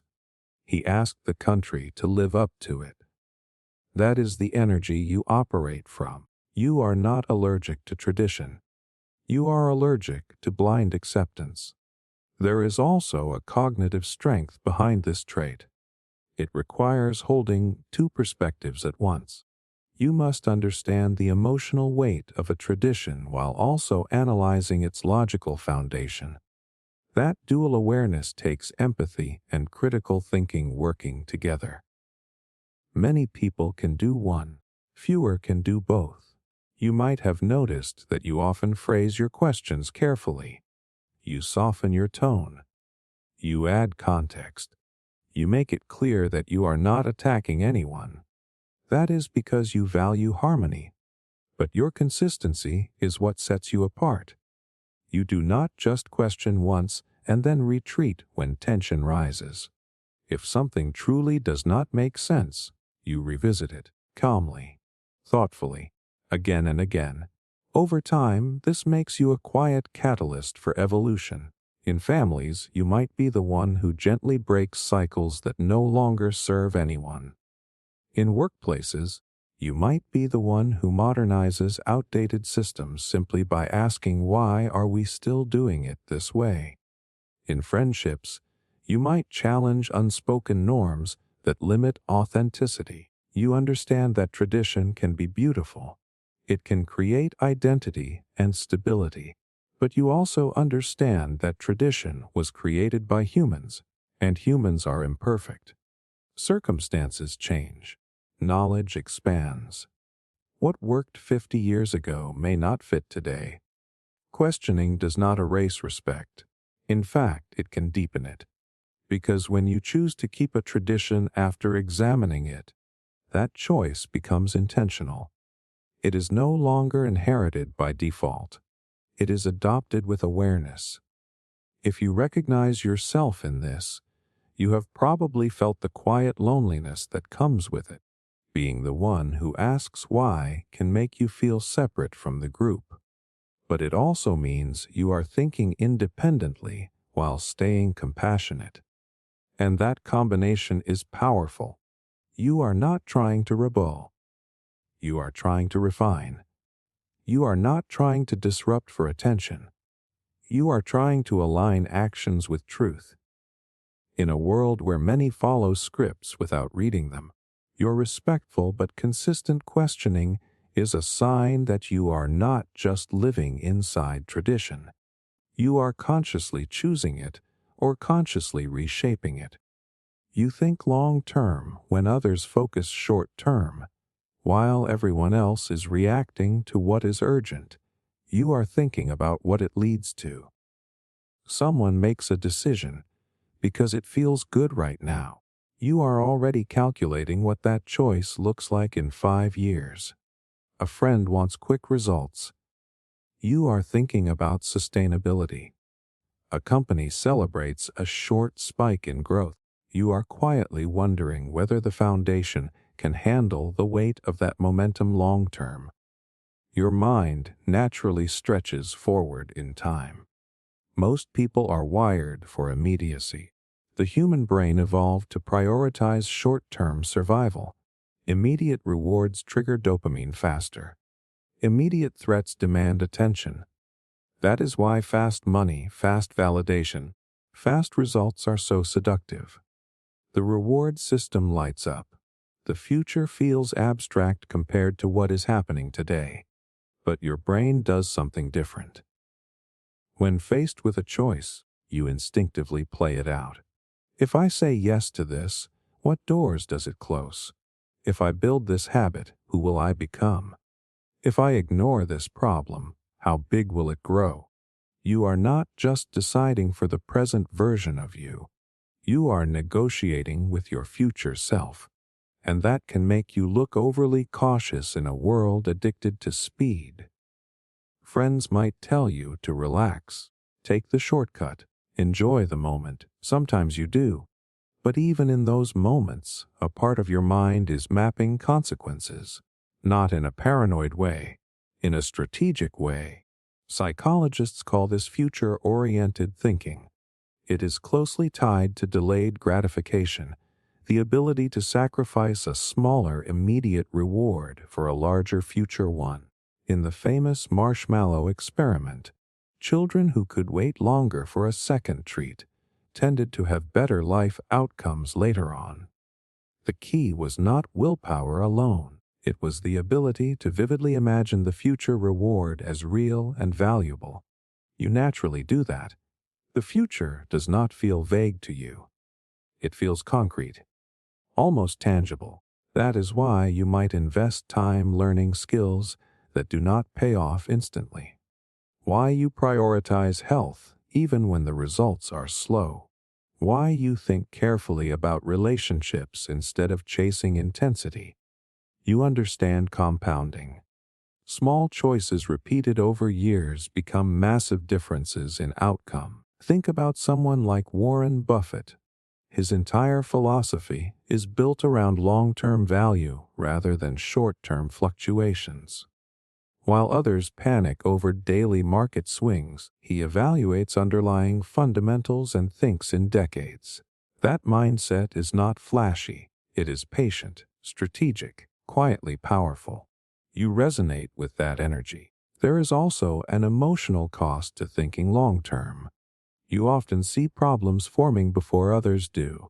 You notice unsustainable habits, fragile systems, decisions driven by ego rather than vision. And when you point them out, people might dismiss you because nothing has collapsed yet. From their perspective, everything is fine. From yours, the cracks are already visible. It can feel isolating because short-term thinking gets applause. Quick wins are celebrated. Bold moves make headlines. Long-term planning is invisible at first. It looks like restraint. It looks like slow progress. It looks boring, until time proves you right. You also approach your own growth this way. Instead of chasing constant reinvention, you build layers. You think about the kind of person you want to become and reverse engineer your habits from there. You understand that identity is shaped by repetition. That one disciplined choice today is not about today. It is about trajectory, and trajectory matters more than speed. This does not mean you never act impulsively. It means that even when you do, you are aware of the trade-off. You choose consciously rather than drifting. In conversations, you might notice that others debate what feels good now. You are asking what scales, what lasts, what aligns with a bigger picture. That perspective makes you steady when others are reactive. While they chase spikes, you build foundations. Over time, This compounds in ways that are hard to see in the moment. Careers built patiently tend to be more resilient. Relationships nurtured intentionally tend to be deeper. Health maintained consistently tends to be stronger. You are playing a longer game, and in a culture that glorifies immediacy, thinking long-term can feel like swimming against the current. But you are not behind. You are not slow. You are strategic. You understand something many people learn too late. The future is not some distant abstract place. It is being constructed by the choices made today. And while others are focused on the next hour, you are shaping the next decade. That mindset is quiet. It is disciplined. It is often misunderstood. But it is one of the clearest signs that you think in a way most people simply do not. You detect emotional subtext beneath logical arguments. Ever notice how someone can sound completely logical on the surface? Calm voice, structured points, clean reasoning, and yet something underneath feels charged. Tight, personal. Most people take the words at face value. They respond to the argument presented, but you feel the emotional current running under it. You do not just hear what is being said.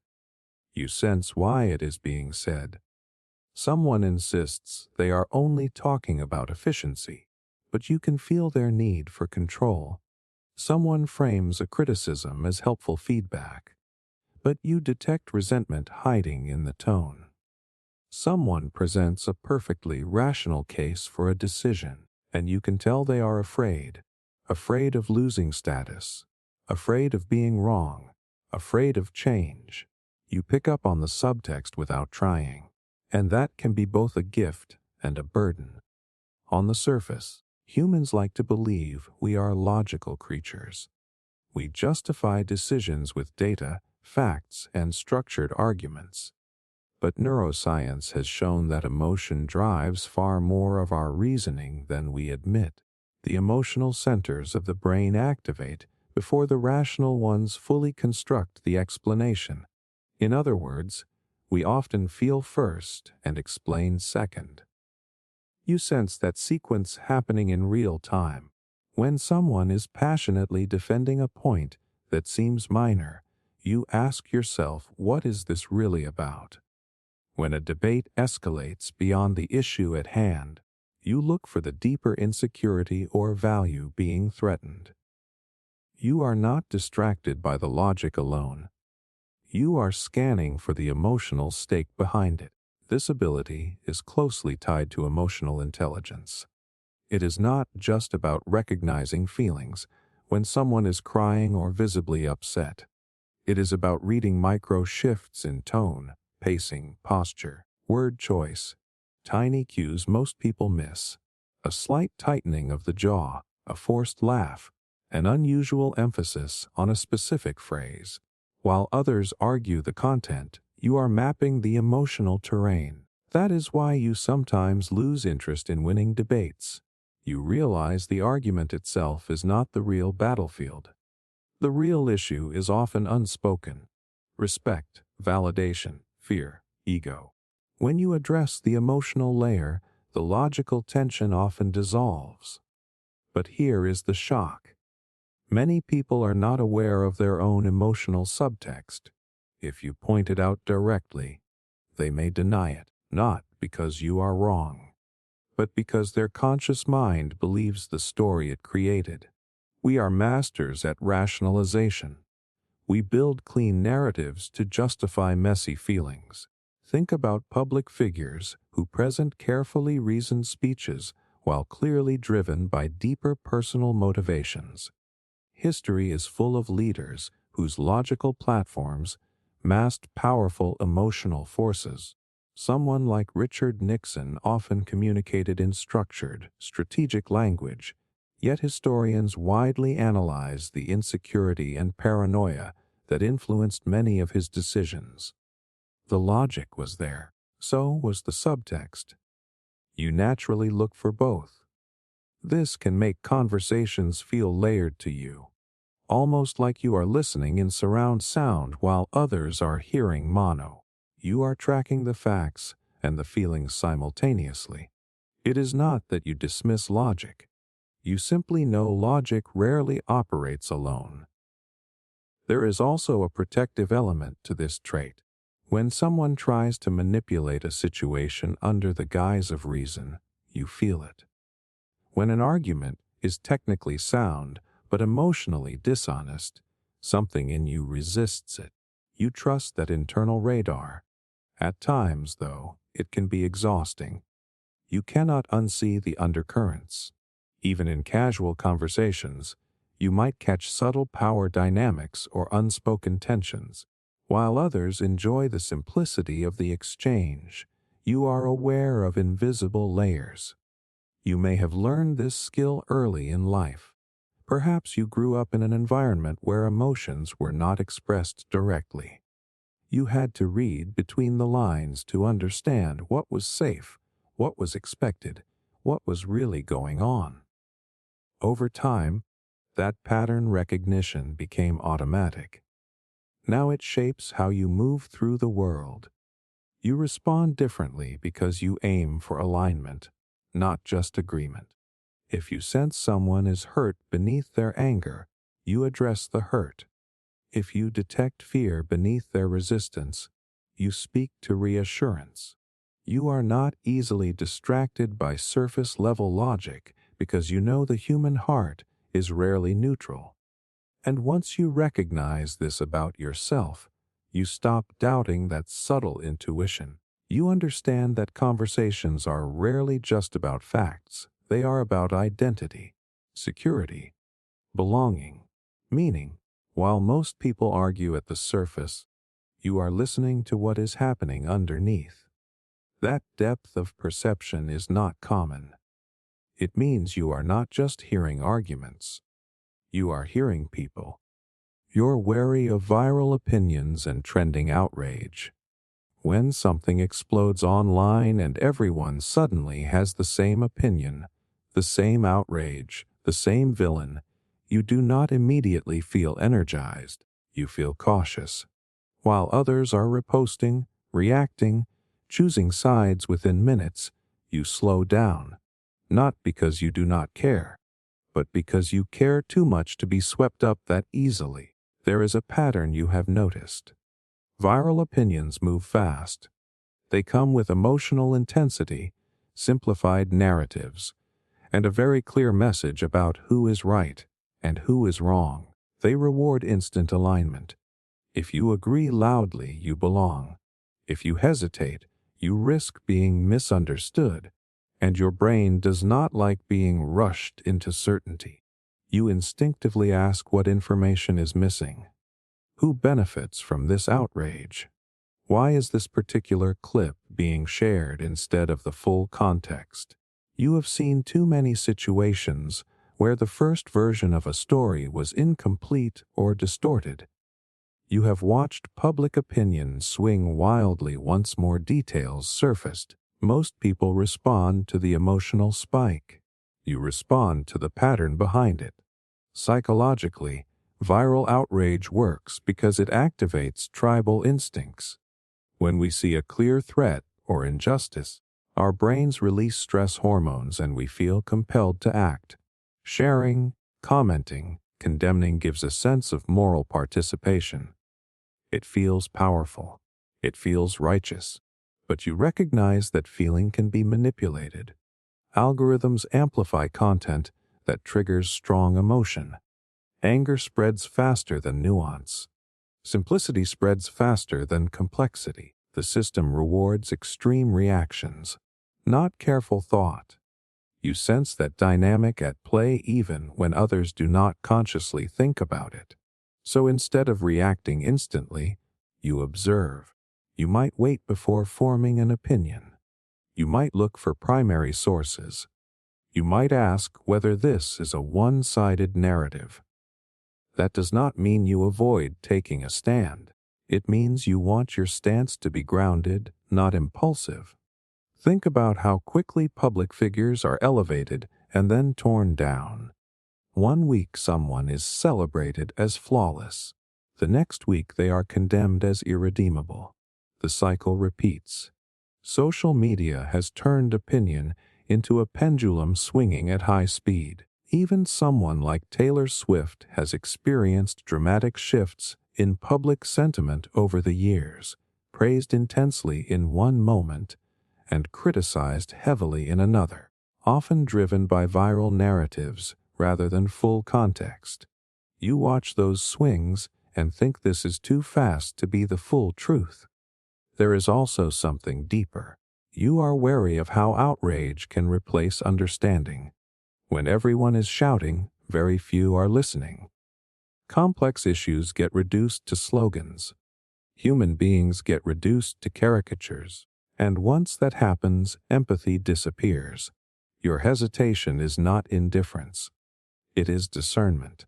You understand that real thinking takes time, that strong emotions can distort perception, that group intensity can create the illusion of certainty. Just because something is trending does not mean it is accurate. Just because millions agree does not mean the reasoning is sound. This mindset can make you feel out of sync. While others bond over shared outrage, you are asking uncomfortable questions. Are we sure? What is the evidence? Is there another angle? Sometimes that restraint is mistaken for weakness or lack of passion. But in reality, it takes strength to resist emotional contagion. You are aware of how easily humans conform under social pressure. When a narrative dominates your feed, it starts to feel like the only possible perspective. You consciously fight that effect. You diversify what you read. You allow uncertainty. You tolerate not having an immediate answer. And that patience protects you. It keeps you from saying things you would regret, from aligning with movements you do not fully understand, from mistaking noise for truth.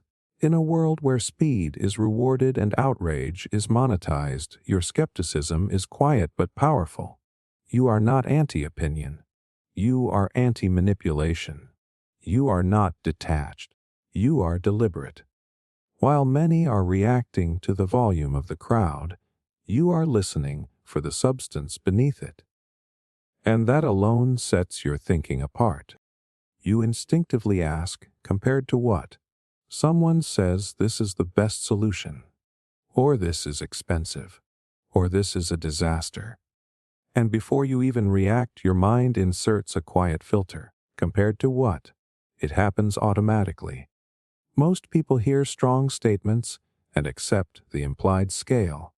Best according to who? Expensive relative to which alternative? A disaster compared to what baseline? But you cannot process claims without context. Your brain searches for the reference point the moment a judgment is made. And that tiny question changes everything, because almost every opinion hides an invisible comparison. When someone says the economy is terrible, they are comparing it to a previous year. When someone says a salary is high, they are comparing it to another industry, another city, another lifestyle. Without that comparison, the statement floats in midair. It sounds solid, but it is not anchored. You feel that lack of anchor immediately. This instinct protects you from exaggerated thinking. Words like always, never, best, worst, success, failure are emotionally loaded. They create strong impressions. But you know those words are meaningless without a benchmark. So instead of reacting to the emotion, you look for the frame. Compared to what? It might seem like a simple analytical habit, but it is deeper than that. Human perception is relative by design. Psychologists call it contrast effect. We do not evaluate things in isolation.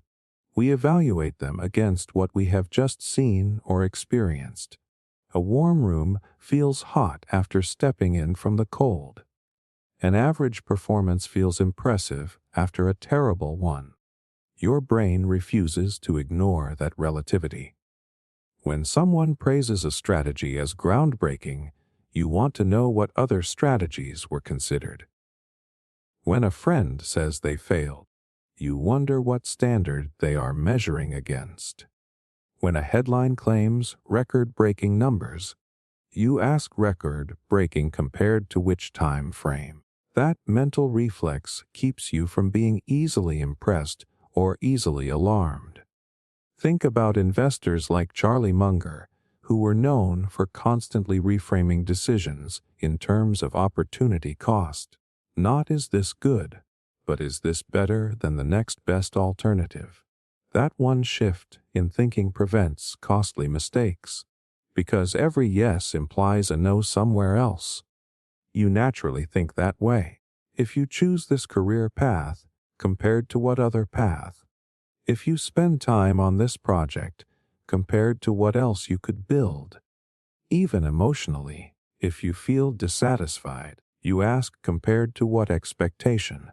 Is the situation actually bad, or is the comparison unrealistic? This habit gives you clarity, but it can also make you restless, because once you start seeing everything as relative, you realize how arbitrary many judgments are. A title sounds prestigious until you compare the lifestyle it demands. A luxury item feels valuable until you compare it to long-term financial freedom. A viral success looks impressive until you compare it to sustained impact. You are constantly recalibrating. Most people stop at surface evaluation. Good or bad, high or low, win or lose. You dig one layer deeper. What is the baseline? What is the trade-off? What is the alternative scenario? It also makes you harder to manipulate. Marketing thrives on vague superiority claims. The best, the ultimate, the number one choice. Without comparison data, those phrases are empty. You sense that instantly. You look for specifics, evidence, context. Even in personal relationships, this question shapes you. If someone says you changed, you might internally ask compared to which version of me. If someone calls you successful, you wonder by whose definition. That does not mean you reject praise or criticism. It means you filter it. Compared to what? This mindset forces fairness. It stops you from overvaluing what is simply different. It stops you from undervaluing steady progress, because you are comparing yourself to an unrealistic extreme. It keeps you grounded in proportion. And proportion is rare. In a world that thrives on dramatic statements and absolute labels, you operate in gradients. You understand that most things exist on a spectrum. That value depends on context. That improvement depends on starting point. So when bold claims are thrown around and everyone else nods or panics, you pause. You adjust the lens. You search for the missing variable, not because you enjoy complicating things, but because you know that without a comparison, there is no real judgment at all. You seek disconfirming evidence before confirming evidence. When you start believing something might be true, your first instinct is not to prove yourself right. It is to try to prove yourself wrong. That alone separates you from most people. The human brain loves confirmation. Once we form a belief, even a small one, our attention quietly filters for evidence that supports it. We notice articles that agree with us. We remember conversations that validate our stance. We reinterpret ambiguous events in our favor. It feels good. It feels stabilizing. Certainty is comfortable. But your mind does something uncomfortable on purpose. If you think a business idea is brilliant, you immediately ask what could break this. If you suspect someone is dishonest, you look for moments that contradict that suspicion. If you adopt a political or philosophical belief, you actively search for the strongest arguments against it. You are not trying to sabotage yourself. You are stress testing your thinking. Psychologists call the common tendency confirmation bias. It is one of the most powerful cognitive biases we have. It operates silently. We rarely notice it happening, but you somehow do. You feel a quiet distrust of conclusions that have not been challenged. If an idea cannot survive opposition, you do not trust it. That mindset is rare because it requires emotional maturity. Seeking disconfirming evidence means risking ego. It means admitting you might be wrong. It means exposing your favorite ideas to criticism. Most people avoid that because beliefs are tied to identity. When a belief is threatened, it can feel personal. You have learned to separate the two. If an argument collapses under scrutiny, you would rather know early than build your life on it. That is long-term thinking applied to truth. You understand that fragile certainty is dangerous. Strong beliefs should be able to withstand pressure. Think about scientists like Karl Popper, who argued that real scientific theories must be falsifiable. In other words, a theory is only meaningful if it can, in principle, be proven wrong. If there is no possible evidence that could contradict it, it is not rigorous. You instinctively apply that logic to everyday life. You do not just ask, why is this true? You ask, under what conditions would this not be true? This shows up in subtle ways. Before making a major decision, you imagine worst-case scenarios. Not to scare yourself, but to prepare. When reading an article that aligns perfectly with your worldview, you feel a small internal warning. You look for counterarguments. You search for data that challenges the narrative. And when you find it, you do not panic, you adjust. That flexibility is strength. It also makes you slower to form absolute opinions. While others lock into positions quickly, you stay in analysis mode longer. You gather angles. You compare interpretations. You test assumptions. Some might see this as indecisiveness. It is not. It is intellectual due diligence. There is also a protective benefit. Seeking disconfirming evidence shields you from manipulation. Echo chambers thrive on repetition of the same viewpoint. If you only consume confirming information, your beliefs harden without depth, but you instinctively break that cycle. You diversify inputs. You challenge your own narrative before someone else has to. This does not mean you lack conviction. It means your conviction is earned.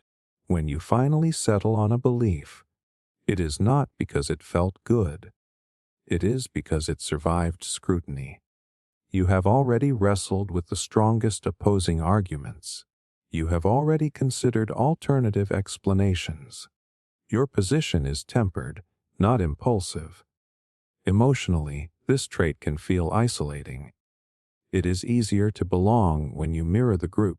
It is easier to bond over shared certainty. But you are more loyal to accuracy than applause. You would rather update your beliefs than defend a flawed one out of pride. That requires humility, and humility is not loud. It is quiet. It shows up in the willingness to say, I might be wrong. It shows up in the habit of asking, what am I missing? It shows up in the discipline of testing your own conclusions before presenting them as truth.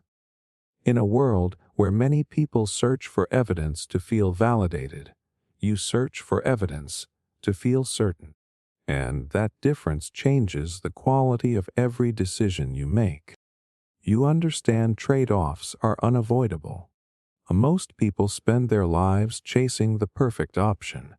The perfect job that pays more and demands less. The perfect relationship that feels safe but never boring. The perfect routine that builds discipline without sacrificing comfort. They are waiting for a version of life where nothing important has to be given up. You stopped believing in that fantasy a long time ago. Somewhere along the way, you realized that every single decision quietly asks for a sacrifice. Not in a dramatic way, not in a movie scene kind of way, but in small, invisible exchanges. If you choose stability, you give up a degree of freedom. If you choose freedom, you give up predictability. If you choose growth, you give up comfort. If you choose comfort, you give up expansion. You understand trade-offs are unavoidable, and that awareness changes how you move through the world. While other people get stuck trying to find the option that has all upside and no downside, you instinctively ask a different question. What am I willing to give up for this? Not is this perfect? Not does this feel good right now? But what is the cost, and am I willing to pay it? That is not pessimism. It is maturity. Behavioral economists have shown that humans are wired to avoid loss more strongly than they pursue gain. It is called loss aversion. The pain of losing $100 feels stronger than the pleasure of gaining $100. So most people make decisions trying to minimize discomfort rather than maximize alignment. They stay in jobs they dislike because quitting feels like losing security. They stay in relationships that drain them because leaving feels like losing history. They delay difficult conversations because speaking up risks tension. But you see the hidden loss in staying the same. You understand that not choosing is still a choice, that avoiding short-term discomfort often creates long-term regret. So instead of pretending you can escape sacrifice, you choose your sacrifice consciously. That is rare. When you are offered an opportunity, your mind does not just light up with potential benefits. It automatically calculates what will disappear if you say yes. Time, energy, focus. Other options. You know that attention is finite. If you pour it into one thing, something else will receive less. And you are okay with that reality, because pretending you can have everything at once is how people end up exhausted and resentful. This way of thinking can make you seem intense or overly serious. Friends might say, just go with the flow. Family might say, why are you always analyzing the downside? But what they do not realize is that you are not trying to kill excitement. You are trying to make sure the excitement is worth the exchange. There is a quiet power in accepting trade-offs. It removes entitlement. You stop asking, why is this hard, and start asking, is this hard worth it? That single shift changes everything. Suddenly, obstacles are not proof that you made the wrong choice. They are part of the price you already agreed to pay. Think about fitness. You can have comfort and ease, or you can have strength and endurance. You cannot maximize both at the same time. Think about entrepreneurship. You can have security and predictable income, or you can have autonomy and higher risk. Both paths have stress. The stress is just shaped differently.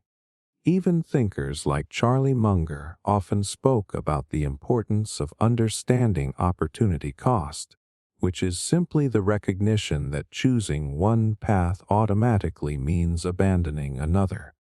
When you truly internalize that, you stop envying other people blindly. You see the trade-offs behind their highlights.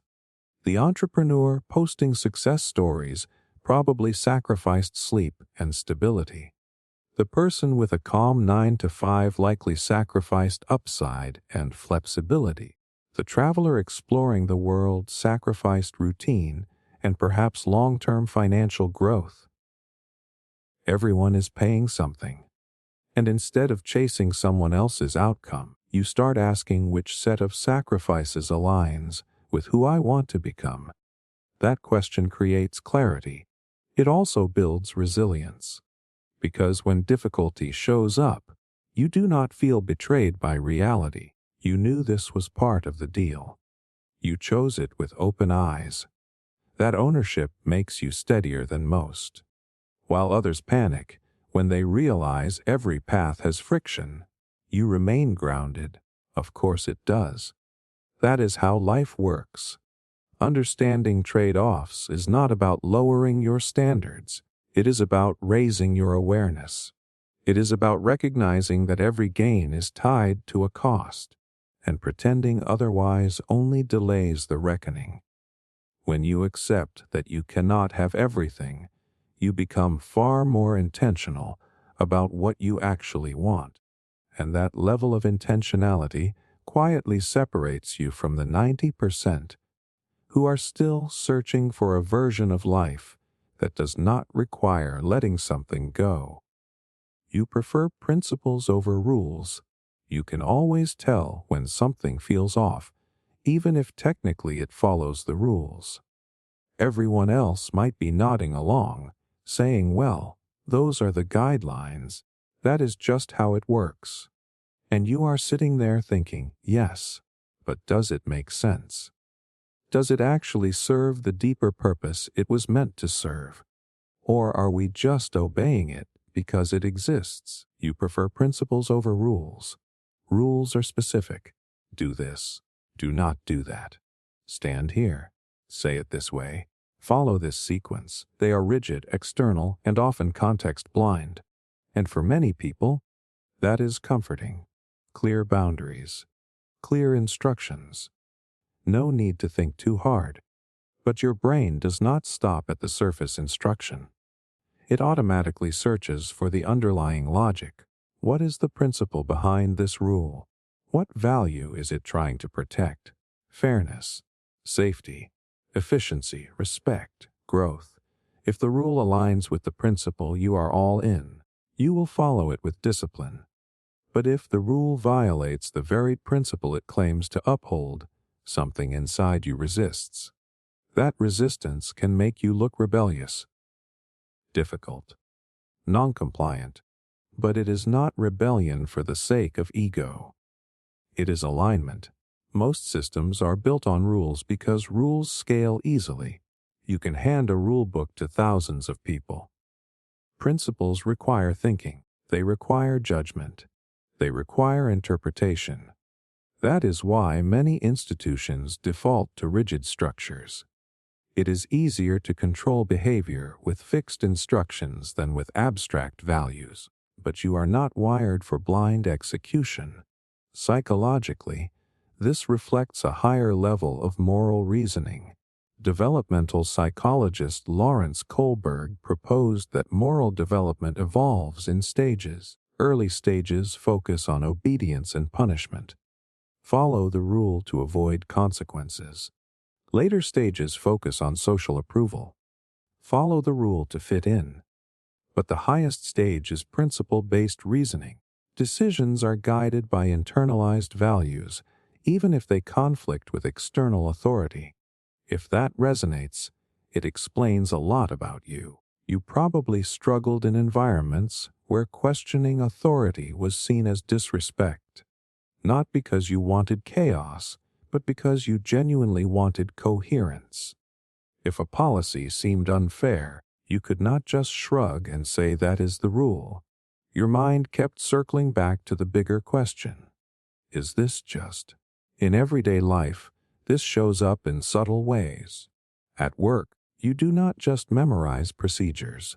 You try to understand the why behind them. In relationships, you care less about rigid roles and more about mutual respect. In conversations, you do not automatically accept traditions if they contradict your core values. Rules say never do this. Principles ask what outcome are we trying to protect. Rules say always behave this way. Principles ask what kind of person am I trying to be? And here is the uncomfortable truth. Living by principles requires more responsibility. You cannot hide behind the excuse of just following orders. If you make a decision, it is because you evaluated it against your values. That level of ownership can be heavy. It also makes you adaptable. Rules break when circumstances change. Principles travel well. If your core principle is honesty, you can apply it in 1,000 different contexts without needing a specific script. If your principle is growth, You can adjust strategies without losing direction. That flexibility is powerful in a world that changes constantly. Think about leaders who shaped history. Many of them did not simply enforce existing rules. They challenged them because the rules contradicted deeper principles. People like Mahatma Gandhi emphasized nonviolence as a principle, even when laws demanded compliance with injustice. The rule said obey. The principle said seek truth and dignity. Preferring principles over rules also means you are comfortable with nuance. You understand that context matters, that a rule designed for one situation may cause harm in another. While others crave black and white answers, you are willing to sit in gray areas if it means staying true to what actually matters. This can feel lonely, because not everyone wants to think that deeply. Some people feel safer inside strict frameworks. When you question those frameworks, it can trigger defensiveness. They might interpret your questioning as arrogance. But deep down, you are not trying to dismantle structure. You are trying to preserve meaning. You know that rules are tools, not truths. They are shortcuts designed to serve principles. And when a tool stops serving its purpose, it deserves to be re-examined. Preferring principles over rules means you are internally guided rather than externally controlled.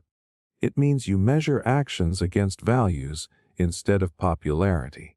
It means you are less likely to compromise your integrity just because something is standard practice. And in a world where many people follow instructions without reflection, being someone who pauses to ask what is the deeper principle here quietly sets you apart from the 90% who never look beyond the rulebook. You build mental models for recurring situations. Ever notice how some people keep getting blindsided by the same kind of problem over and over, like it is brand new every single time? Same argument, different person.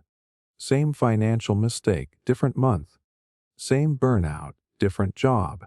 And every time they react from scratch, you do not. When something happens twice, maybe 3 times, your brain starts building a structure around it. Not consciously at first. It is more like a pattern begins to crystallize.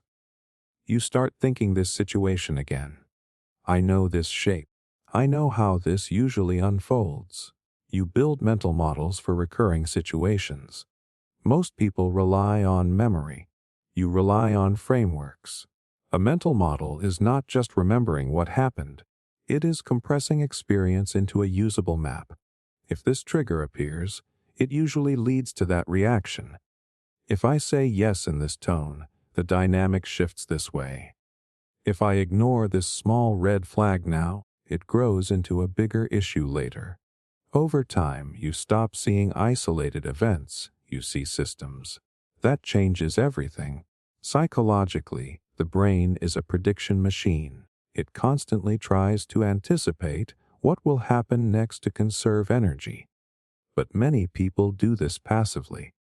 They predict based on emotion or recent memory. You do it structurally. You ask, what are the variables here? What incentives are driving each person?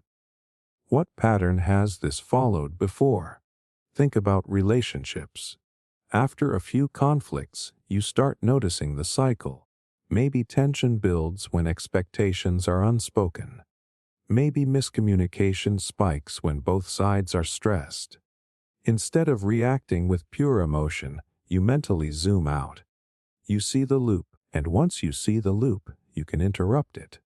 That ability is powerful. Investors like Charlie Munger talk extensively about collecting mental models from multiple disciplines: psychology, economics, biology, mathematics. The idea is simple. The more models you have, the better you can interpret reality. You are not guessing, you are matching patterns. And you do this naturally in everyday life. At work, You quickly recognize the difference between a temporary problem and a structural flaw. If a team keeps missing deadlines, you do not just blame motivation. You look at incentives, communication channels, decision bottlenecks. You instinctively think in systems rather than incidents. Socially, you pick up on dynamics fast. You can sense when a conversation is drifting toward conflict because you have seen the early signals before. Tone shifts, defensive body language, subtle sarcasm. You have a mental file labeled "this is how it usually starts." Some people call this overthinking. It is not. It is pattern recognition layered with abstraction. The human brain loves shortcuts called heuristics. They are quick rules of thumb. But heuristics can be sloppy.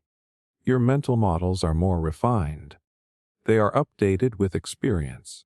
When something breaks the pattern, you adjust the model instead of clinging to it blindly. That flexibility matters, because building mental models is not about becoming rigid. It is about becoming efficient. Instead of emotionally reliving the same lesson 10 times, you extract the principle once and apply it forward. You reduce repeated mistakes because you no longer treat recurring situations as random. This often shows up in how you make decisions. You rarely decide based on mood alone. You ask yourself, what happened the last time I felt this impulse? What was the downstream effect? If I follow this path again, where does it likely lead? While others are surprised by consequences, you are less shocked. Not because you can predict everything, but because you understand trajectories. Small choices compound. Tiny habits scale. Minor tensions escalate if ignored. You think in arcs, not moments. There is also an emotional benefit to this way of thinking. It reduces chaos. When you can categorize an experience into an existing model, it feels manageable. Instead of "why does this always happen to me?" your brain goes, "this is that pattern again. Here is how it usually resolves. Here is where I can intervene." That sense of internal orientation makes you steadier under pressure. Of course, this mindset can feel isolating. When others react impulsively, you may feel like you are watching from a balcony, observing the flow rather than being swept by it. You see second-order effects. You consider what happens after the obvious outcome. Not everyone wants to think that far ahead, but that is exactly what separates you. You are not just living experiences. You are modeling them, refining them, storing them as blueprints for future navigation. And over time, that habit compounds. While others keep restarting the same lessons, you move forward with increasingly accurate maps of how people, systems, and even your own mind tend to behave. You notice when language manipulates perception. Have you ever been in a conversation where everyone seems calm, agreeable, even convinced, and you are the only one who feels a quiet tension in your chest? Not because of what was said, but because of how it was said. A single word choice, a subtle label, a carefully framed sentence that gently nudges reality in one direction. Most people absorb language. You analyze it. You notice when language manipulates perception. Someone says it is not a failure. It is a learning experience. And while that can be empowering, you also recognize the reframing happening in real time. Someone says, "we are making adjustments" instead of "we made a mistake." Someone says, "this is for your own good" instead of "this benefits me." The surface message and the underlying intent are not always identical. Your brain picks up on that gap. Language is not neutral. It shapes what we see. Psychologists have long studied the framing effect, the idea that people respond differently depending on how information is presented. Say a treatment has a 90% survival rate, and it feels reassuring. Say it has a 10% mortality rate and it feels terrifying. Same data, different frame. Researchers like Daniel Kahneman showed that our decisions shift dramatically based on wording alone. But you rarely take wording at face value. When a headline uses dramatic terms, you instinctively strip it down to the raw facts. When a company calls something a limited time opportunity, you ask whether scarcity is real or manufactured.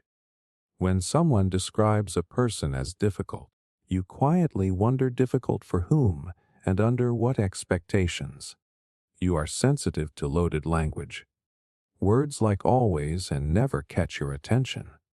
Phrases like everyone agrees raise internal alarms. Labels like lazy, toxic, genius, normal, these are not just descriptions to you.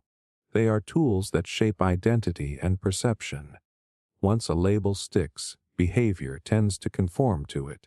Social psychology shows that when people are repeatedly described in a certain way, they often begin to internalize that narrative. You see how powerful that is. This awareness likely developed because at some point you felt the impact of language firsthand. Maybe you were called something that did not fully represent you. Maybe you watched someone be reduced to a single trait. Maybe you noticed how a slight shift in wording could turn a discussion into an argument. So now, you listen between the lines. When a politician says we are protecting freedom, you wonder which freedoms and at what cost. When a workplace memo says restructuring, you translate it into layoffs. When someone says I am just being honest, you evaluate whether honesty is being used as a shield for cruelty. Language often carries hidden incentives. Think about how powerful repetition is. If a narrative is repeated often enough, it begins to feel true regardless of evidence. Media strategists, marketers, and leaders understand this deeply. Figures like George Orwell warned about how political language can soften harsh realities and make questionable actions sound reasonable. When harsh actions are described with gentle words, perception shifts before facts are even examined. You notice that shift, and because of that, you are harder to persuade through emotion alone. You pause when a message feels too polished. You dissect when a statement feels too absolute. You ask what assumptions are embedded here. What alternatives are being excluded by this wording? Some people may see this as skepticism, but it is not automatic distrust. It is awareness. You understand that language does more than communicate. It frames. It filters. It highlights certain aspects of reality while dimming others. And if you do not consciously examine the frame, you unconsciously accept it. That is why you are careful with your own words too. You know that saying I am bad at this creates a different internal response than saying I am still learning this. You understand that how you describe your experiences shapes how you experience them. Language is not just external influence. It is internal architecture. This sensitivity can make you feel slightly out of sync in casual conversations. While others flow with the narrative, you are mentally editing it, adjusting for exaggeration, removing emotional coloring, searching for the core truth beneath stylistic phrasing. But this trait gives you a rare clarity. You are less likely to be swept away by slogans, trends, or dramatic claims. You see the scaffolding behind the message. And in a world where perception often matters more than reality, being someone who can detect how language is steering perception quietly separates you from the 90% who never realize they are being guided by the words they consume. You'd rather understand deeply than be right quickly. There is a moment in almost every debate where the energy shifts. Voices get a little sharper. People stop listening and start loading their next response. The goal quietly changes from discovering truth to winning. You can feel it happen in real time. And that is usually the moment you slow down, because for you, being right fast has never been as satisfying as understanding fully. Most conversations reward speed, the quickest rebuttal, the clever comeback, the instant statistic. Social media amplifies this even more. Whoever responds first often looks the most confident. But confidence is not the same as comprehension, and you know that. So when someone presents an argument, your first instinct is not to attack it. It is to examine it. What assumptions is this built on? What experiences shaped this perspective? What part of this might actually be valid, even if I disagree with the conclusion? That pause can look like hesitation to other people. It is not. It is depth processing. Cognitive science shows that the brain has two general modes of thinking. One is fast, intuitive, automatic. The other is slower, analytical, deliberate. Psychologist Daniel Kahneman famously described this distinction in his work on decision making. Most people default to the fast mode, especially in arguments. It feels powerful, immediate, certain. You are more comfortable engaging the slower mode. Not because you lack opinions, but because you respect complexity.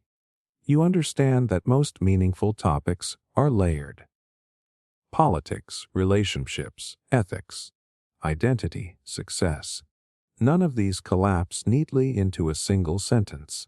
When someone reduces a complicated issue to a simple slogan, you instinctively feel that something is missing.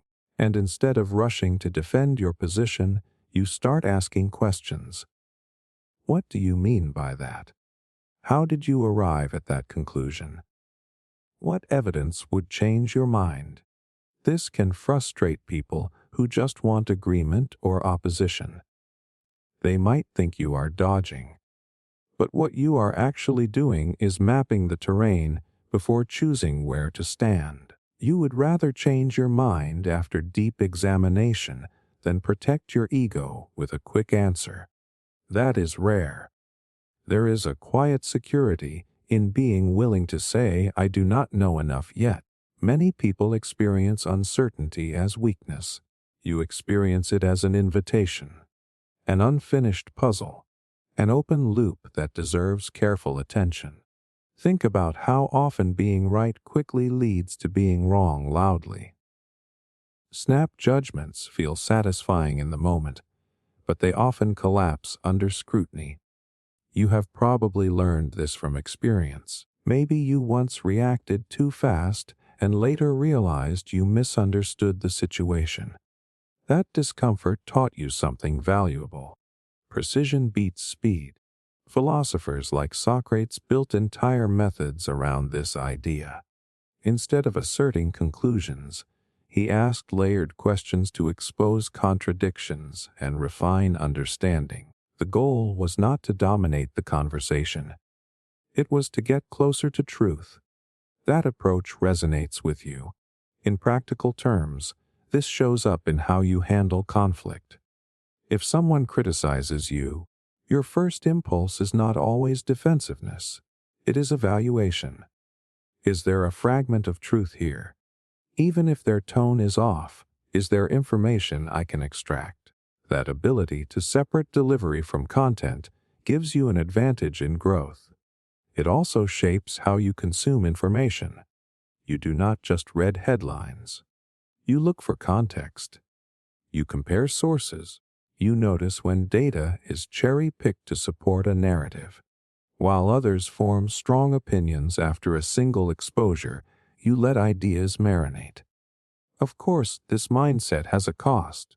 In fast-moving environments, quick decisiveness is often praised.